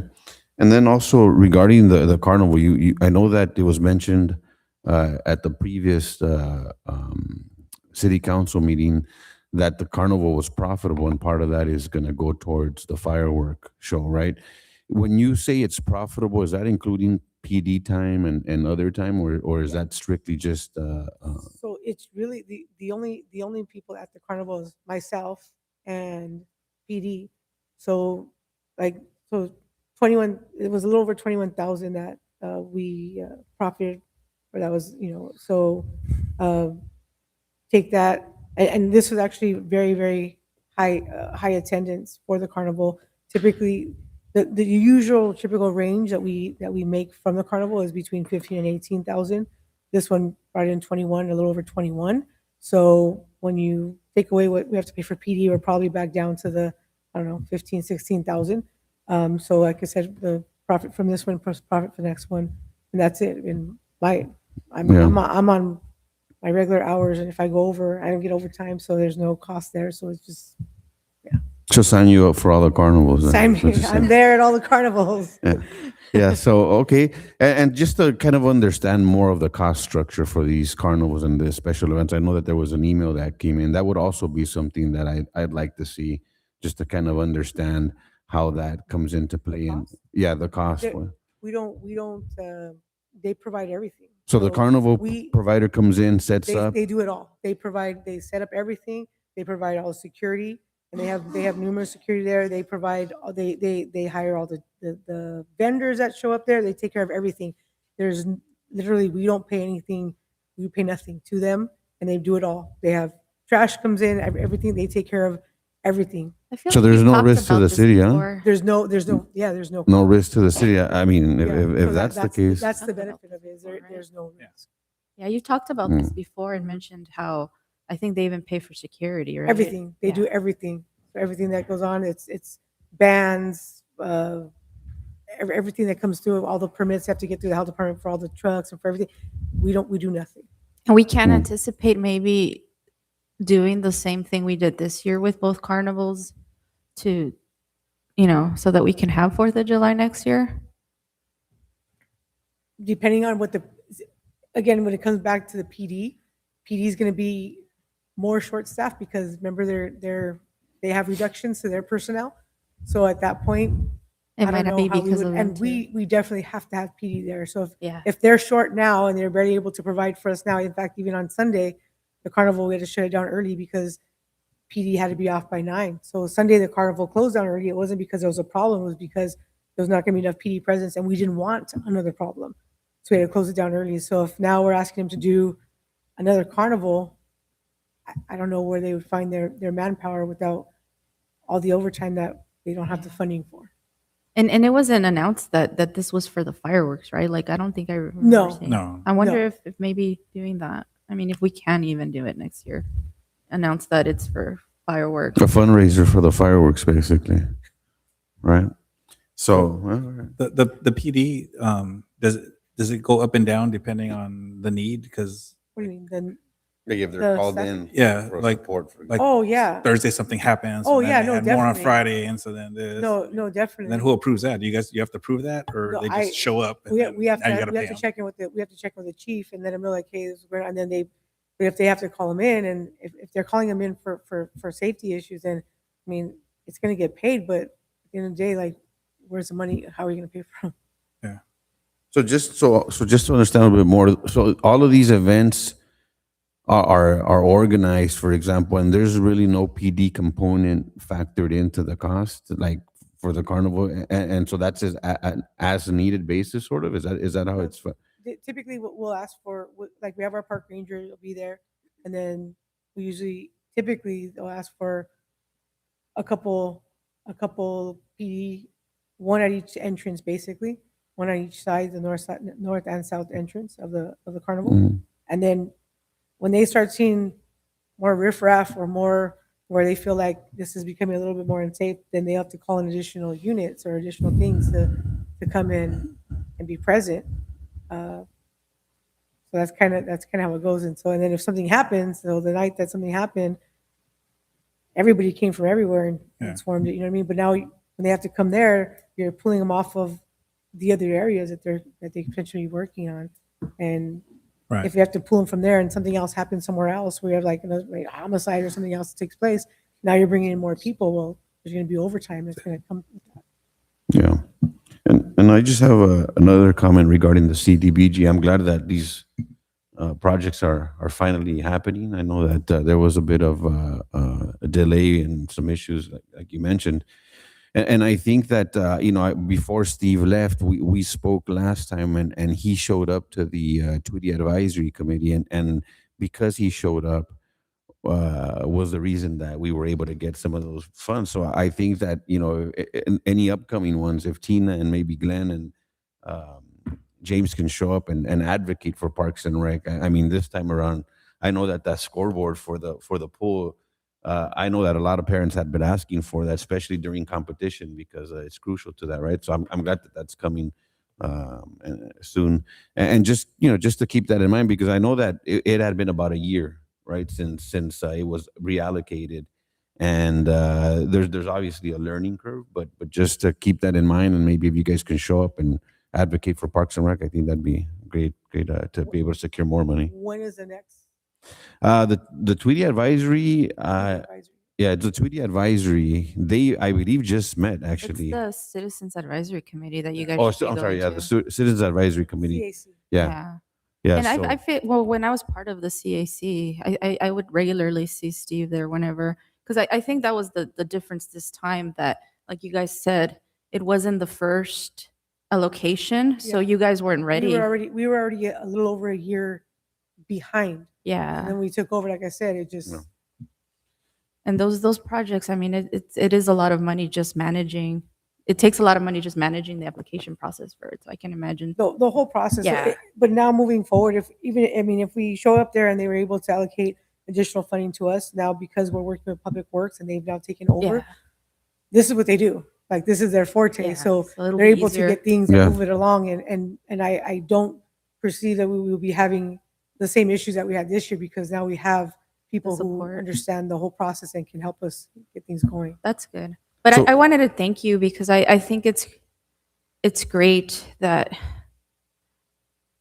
you know, these couple of last events have been great. Like I always said, you guys always make every event better. And you know, we attended the Easter Fest. That went great. It was, you know, everything's always sells out fast. And you know, our kids, I think, have the best fun. Mine, I had to peel her out of the bouncy house. But it's you know, it's just heartbreaking to know that that's probably not going to happen I was just gonna next say the same year. thing, yeah.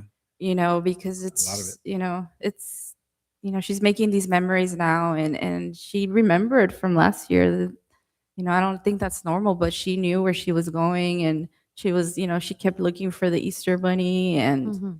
it's awesome. And it's, you know, I guess it's great that you guys have been able to make it great this far. And I mean, it sucks, you know, this is what happens when, you know, we don't have a new possible income for the city. So I think it sucks. You know, I finally made it to the pool Easter Fest. I mean, that's been newer, right? It's the second. And that was great itself. You know, Raising Cane's was there. Chick-fil-A was there giving out meal cards. They gave me 2 for some reason. But it's, you know, for those people who say, you know, well, we don't have sponsorship, and I know I asked you about this before too, like, why are these people, you know, advertising there? And it's because they pay, and they're actually giving people stuff too. So I think, you know, it's a great way to make these events happen. And because otherwise, you know, who would pay? We don't have a Subway paying. I don't think any local Subway is going to do that. But you know, you guys manage, and you guys do make the effort to get these events funded somehow. And you know, it's been great. Thank you. Okay. So I guess the last item is the request for a future agenda. Oh, items. sorry, Anybody- sorry. Just wanted to Oh, say thank you. I did attend the Easter Fest, and it was great. You guys planned it out well. It was very good. I mean, I'm gonna miss it. You know, just possibly not going forward with it. There was a certain gentleman that was it was a outstanding kid that was just you know, out there telling the little ones where to go, and he was a chatterbox. So I have to give him his shine, but everything was great, you know. So thank you guys, I appreciate it. It was hot, so but it was great. Okay, thank you, everybody. Any requests for future agenda items? I know we had couple of things we spoke about that you've written down already, right? Well, just the agreements for the concession ones, right, that where they're gonna provide, and then also the email that came in that said something about reports or on some of the special events. I think Mr. Dominguez submitted an email Oh, requesting something. When you send that over to him, can you also include the commission so that we see that report? And I-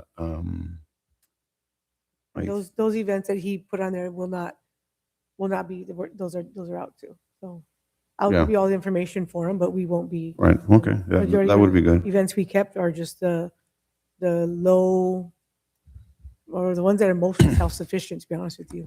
Most of the ones we get sponsorships for. So. Yeah. I'm trying to think back on comments from council meeting, and I think one was from one of the community members, Robin, talking about safety around the park and encouraging folks to wear bright colors. And I think that was it. So I don't know if there's any way to address that. I didn't really see how it fit into the safety, but maybe, I don't know if you were able to address it with her. But I think she wanted, I kind of was expecting her to come here or submit a comment, but I think that's something she wanted us to discuss. I don't think we're understanding the question. Your request. You want to for add future that agenda on? item. You want to add Just that on for future making a agenda? comment, right? Yeah, I know, I'm relaying a comment from council. I know, but we're and asking so- for future agenda items. So are you requesting I'm- something for a future So agenda. after that. So I'm trying to talk to Tina about how we could bring it up. I don't know if it'll be maybe just to I don't address her understand the items, what I'm comment. saying. I mean, we can try and make like a social media post or something. It's just very hard to tell people like you have to wear bright color, like, you know, everybody's Yeah. there.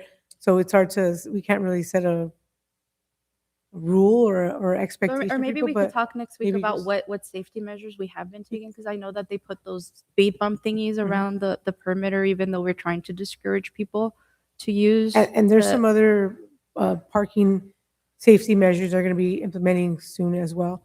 So But, So maybe we could bring that up then. what exactly? I'm kind of lost. She's been concerned about public safety, park safety around the perimeter, but for the people that run around, because who run and especially walk. and walk, especially since one of the community members was run over on the southern part, and so she's been at council meetings advocating Southern for part. safety Oh. on the southern part of the park. by On the the street auditorium. or So maybe as people maybe sign Like up the for Lego. classes or just have some sort of Yeah, signage, right? We can we can maybe on the receipt or maybe on something we can put something on there like, hey, just, you know, remember to wear light colors so that you're visible at Okay, night. so or the we can request probably then is something- for, how are we providing better safety for the runners at the park? Yeah. Okay. And maybe fit it into one of the next items. maybe, too. maybe what? Fit it into the discussion next meeting, into one of the items. Yeah, I mean, that's what we're asking for. Yeah. Yeah, future agenda item. Yeah. It'll be that. Any other items? Anybody? I'd like to make a comment if possible, not related to any Okay. any go ahead. agenda items. After this, after he closes the. Right, so after that, so. But we've made comments in the past.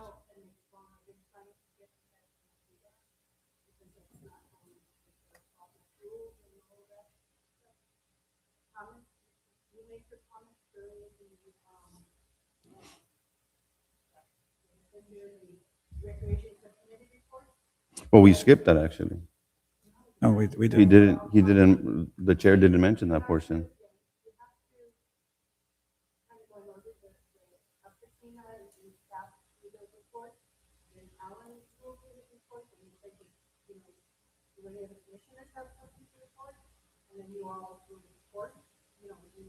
Sure.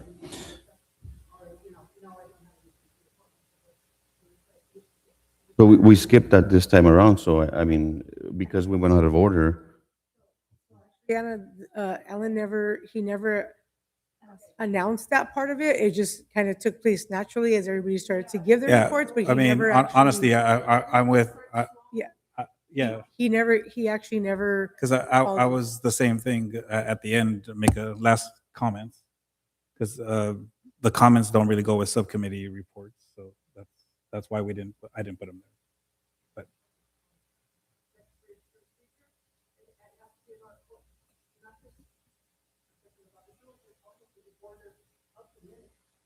okay.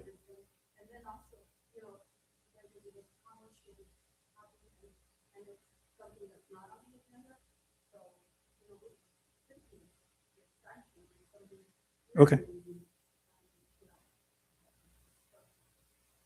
Understood. Okay, we'll put it there. So I appreciate- in the appreciate it, future, we yeah. just stick to that section, basically. Yeah. Okay. Gotcha. Yeah. All right, then. Then I guess, do I have So you're gonna open it up then, right, for the comment, to do that section? do you want to? I don't want to put the city in jeopardy. No, go ahead, Alan. Well, Go So ahead. go ahead and make Okay, your so- comment. yeah. No, go ahead. I'll let you Yeah, go. so I just wanted to address, I guess, some of the comments that were made by some of the residents, basically regarding, anything that's coming up. I know that it's tough to see some of these cuts come our way. I mean, no one wants to see cuts, but at the same time, we need to look for something that's going to work going forward and kind of pull us through, right? And so I just want to, make sure that people know that, everything is being considered. I know that there's been comments that sometimes it hasn't been or whatever, and I just want to make sure that people, especially because I know they showed up late, but they wanted to make their comments and be able to, give their input. And I just want to, make sure that everyone knows that they can do that. Just show up on time or do it via email and provide it to either the city clerk or Anna. And really just want to touch on the situation that we're in, right? And how we've gotten to this point and we're facing a potential, or we're going to get some cuts, but we're facing a potential UUT tax coming up in November. And so just to keep people,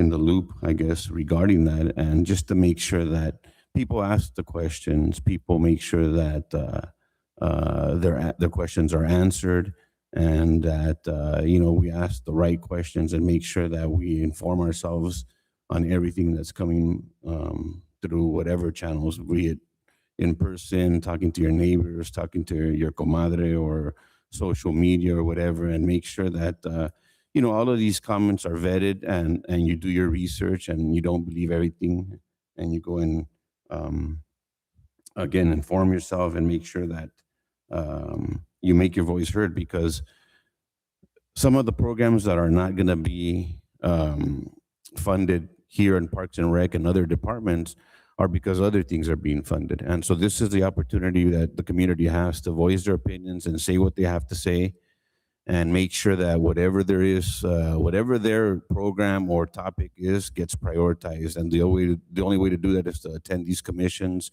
to speak to the council members, submit their comments, and to make sure that, again, the information is accurate and they inform themselves. And specifically, I want to talk about the utility users tax that's coming our way, because it's important. We've had previous measures passed, like Measure P, that was specifically for parks programs, safety, and that has to be something that has to be known by the community. That was supposed to take care of that. We're in the situation that we're in, and now we're asking for more. And so before we go ahead and go down that route, I want to make sure that people know that there has been something. There's been something. Measure P has provided over $200 million for this type of programming, and just want to make sure that we're aware of that. So And- are you saying that you're going to campaign against the UUT? No, again? I'm not saying. I'm saying people can make up their own minds and come to their own conclusion, but I'm asking for them to do their research and to make sure they find out, because in the past, again, we've had over $200 million come in, and it was supposed to be for that, and it'd be great to have an accounting on how it was used for the youth program specifically that has to do with our commission. So I'm just saying that before we move forward, and continue to throw information out there that may or may not be truthful. People do their research and make sure that you educate yourself and come to your own conclusion. Not because I'm saying it, not because anybody else on this commission says it, or because any other council members say it, but all of this information is public. Everyone can go do their due diligence and make sure that everyone knows exactly what's coming down the pipeline, and to make sure that this is the right solution, because our treasurer mentioned it last meeting, right? That this UUT, it wasn't enough. So again, let's make sure that we come to the right conclusion and the right solution, because youth programming is very important. I played sports. It was definitely a big portion of my youth, and I think that that's important. But this is not planning just for the short term, but it's planning for the long term. So again, these parents that showed up today that didn't get a chance to speak, make sure you show up on Tuesday and you ask your questions there, and make sure you get an answer to it. And that's pretty I much it. disagree. We did give them a chance to speak. We try to work with them, even though they showed up late. And I've been there, and sometimes life happens and you can't make it. So I've sent in my comment just in case I wasn't going to be able to make it. And I felt like we did good in trying to accommodate them. But I also want to point out that we should. I agree that we should inform the public, but I also believe that we should also always be truthful and really work as commissioners for the park, because I think it's disingenuous to now talk about how to, telling people that they should express what they want to cut or what they want to have funded, when every department is getting almost their, I don't want to say fair share of cuts, but every department is getting a huge amount of cuts, and that's as a result of us not being able to vote on a UUT before November. And that's something that you campaigned against. And so I think we should really reflect on that, because a lot of these parks programs are not considered. I mean, it sucks to say, I feel like definitely they're essential. They're a big part of my life. They're a big part of what I wanted my baby to have, and they're not going to be there. And it's because we don't have a possible income. And whether or not Measure P passed and what it's been used for, my understanding, it was for the general fund, and it's been used on general fund activities. So that's not something that is going to save us now, because it's something that we've already had to use. So I don't really see the why bring it up now. I think it's definitely something that we should focus on now, is whether or not we're going to encourage folks to really come together and pass a UUT, because I think that's only that's our only viable outcome to really get our programs back and going, and to not lose staff, because I was barely able to get my baby into the swimming program. One of the parents there said it's challenging.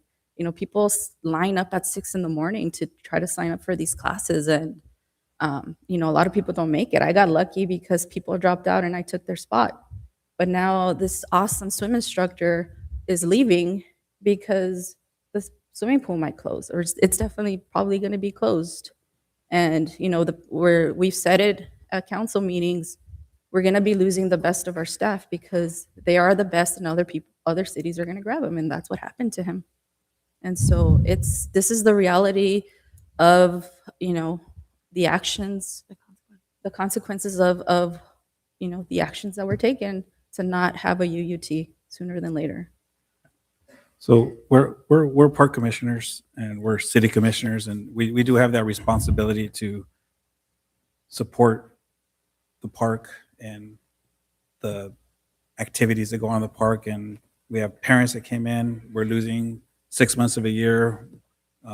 We have JA programs that are going to be cut to just one season when they thrive with 2 per basketball and baseball. You're talking about fireworks getting cut, carnival getting cut. What? Easter Fest. Yeah, that's what's getting to. Yeah. So You have your other parks, the other things that you're just talking about. I mean, Christmas, you have all these different programs that go on at Christmas time. They're all going to be gone. So we do have to support the utility tax. We may not agree. I mean, nobody wants to pay extra money for things, but at the same time, people are willing to pay an extra $10 for a sign-up fee or a monthly due. Well, that's the same dollars you'd be spending for the utility tax. So, I mean, we have to support what we can, and as commissioners, talk to the people that have the knowledge, right? Talk to your council person, talk to the other council persons, talk to the people that are being affected by these programs. Talk to them. They'll tell you what's happening and why they're getting affected. You're mentioning losing a swim coach, right? Well, we're losing city people left and right. We got they cut 40% of the staff already, and people are scared. So, like you said, they're going off to other cities that'll pay them. Where they're secure. So, again, let's as a committee advocate. We have to get that funding. We have to make sure that it's there. And again, educating ourselves is important, yes, but not putting a bad light on a situation that we know has existed for years. It's not like this just happened. It's been talked about by our council. A lot of our council people have been there since pre-COVID, early 2020s. It's been talked about. People that sat on that council were in other commissions that it was talked about and right to their face, and they knew it was happening. But again, life happened, right? COVID happened. We're not going to tax people during a COVID system when people are not even working, right? We had to make hard decisions back then. And yeah, we have to make another hard decision now. But if we keep putting a Band-Aid on the bad situation, we're never going to heal the cut. We're never going to heal the cut. We need to fix it and dive hard into it and come together as a community and stand by our community of Southgate. Again, life member of Southgate. That's who I am, a life member. I've lived in Southgate my entire life except for the 2 years I went to college. But every other year I've been in Southgate, have my family in Southgate. Just like you, I got to see my kids grow up playing sports. Now I have my grandkids playing sports. I don't want to see that die. My granddaughter loves going to the events, all of them. And all of a sudden now I have to figure out how to make those events happen at home, which is fine. But, you know, it's a big loss. There's a lot of things that are traditions. I know I joked about having, illegal fireworks in the sky, but I remember going to my grandma's house and watching the fireworks every year. It was just a tradition to be a family, and 9 o'clock, wow, here we are just watching fireworks in the sky. And it's a tradition, and a lot of the traditions are going to fall to the wayside. Hopefully it's a temporary loss if we can come together and convince the community that we need this. And again, it didn't happen overnight. It didn't happen last year. It's been happening for years, and we all knew about it. But here we are, and we need to take a stand now. That's all I have to say. Okay. No, Chairman Flores actually covered everything, and Liz, you covered a lot. I agree. This wasn't done yesterday, and now it's too late to be like, oops, I made a mistake. I want to cover it now. Now we're getting affected. Employees are getting laid off, and it's not the best route we should have gone through. We should have just let people vote. But you are right. We are here for a reason, and we're representing people and the residents, and they should get informed if by the right venue, right, which would be here, the council people, not by any social media page or anything of that nature. I mean, you want to get informed, you come here and you ask questions, not by, she said, he said. It doesn't work that way. It just, the telephone works horribly that way. And I really recommend everybody to come and ask questions. If you're not certain and you're not sure, and come over here and you will get an answer. It does suck to know that it's a lot of special events are not going to get done just because we weren't able to vote. We weren't given that, choice. It was taken from us, taken from a lot of residents. Now that everything's happening, well, I want this and I want that, and don't take this. And well, I mean, we didn't get the chance, right? Now we're kind of have to. We made our bed was made for us. Now we got to lay in it, per se. But I mean, now we just kind of have to move forward, right? But I mean, that's about it. Just if you guys need to be informed, please come to the city hall to get informed as best as possible. And Thank you. there's a lot of, at least a couple of that I know of social media sites that are spreading false information. Yeah. We really have to cut that off. We really, I agree. I know we're not here to get into a battle with Right. people online, It's just getting. but we have to educate people on the truth and not these misrepresentations and, calling council people this and that and throwing people under the bus. Or just Again, misinforming people, telling, Yeah. The elderly that they were gonna have to pay the tax. Yeah, Like, that was one major thing. I was here for that meeting, and a lot of elderly residents were coming to complain. But if they were informed correctly, it said on the monitor they will not get affected, right? So it was something that was just more of a read the monitor, like let's just ask, or let's just inform. But at that point, I guess it was just they just didn't want to hear it. But again, I don't want to just disturb your conversation, discussion back and forth, but the purpose or intent of the subcommittee report is to give a report as to like events and things that you attended, and not necessarily a back and forth or a discussion, because it's not technically an agendized item. well, Tina, Easter Fest was a blast. Thank you very much. I wish we would have continued those.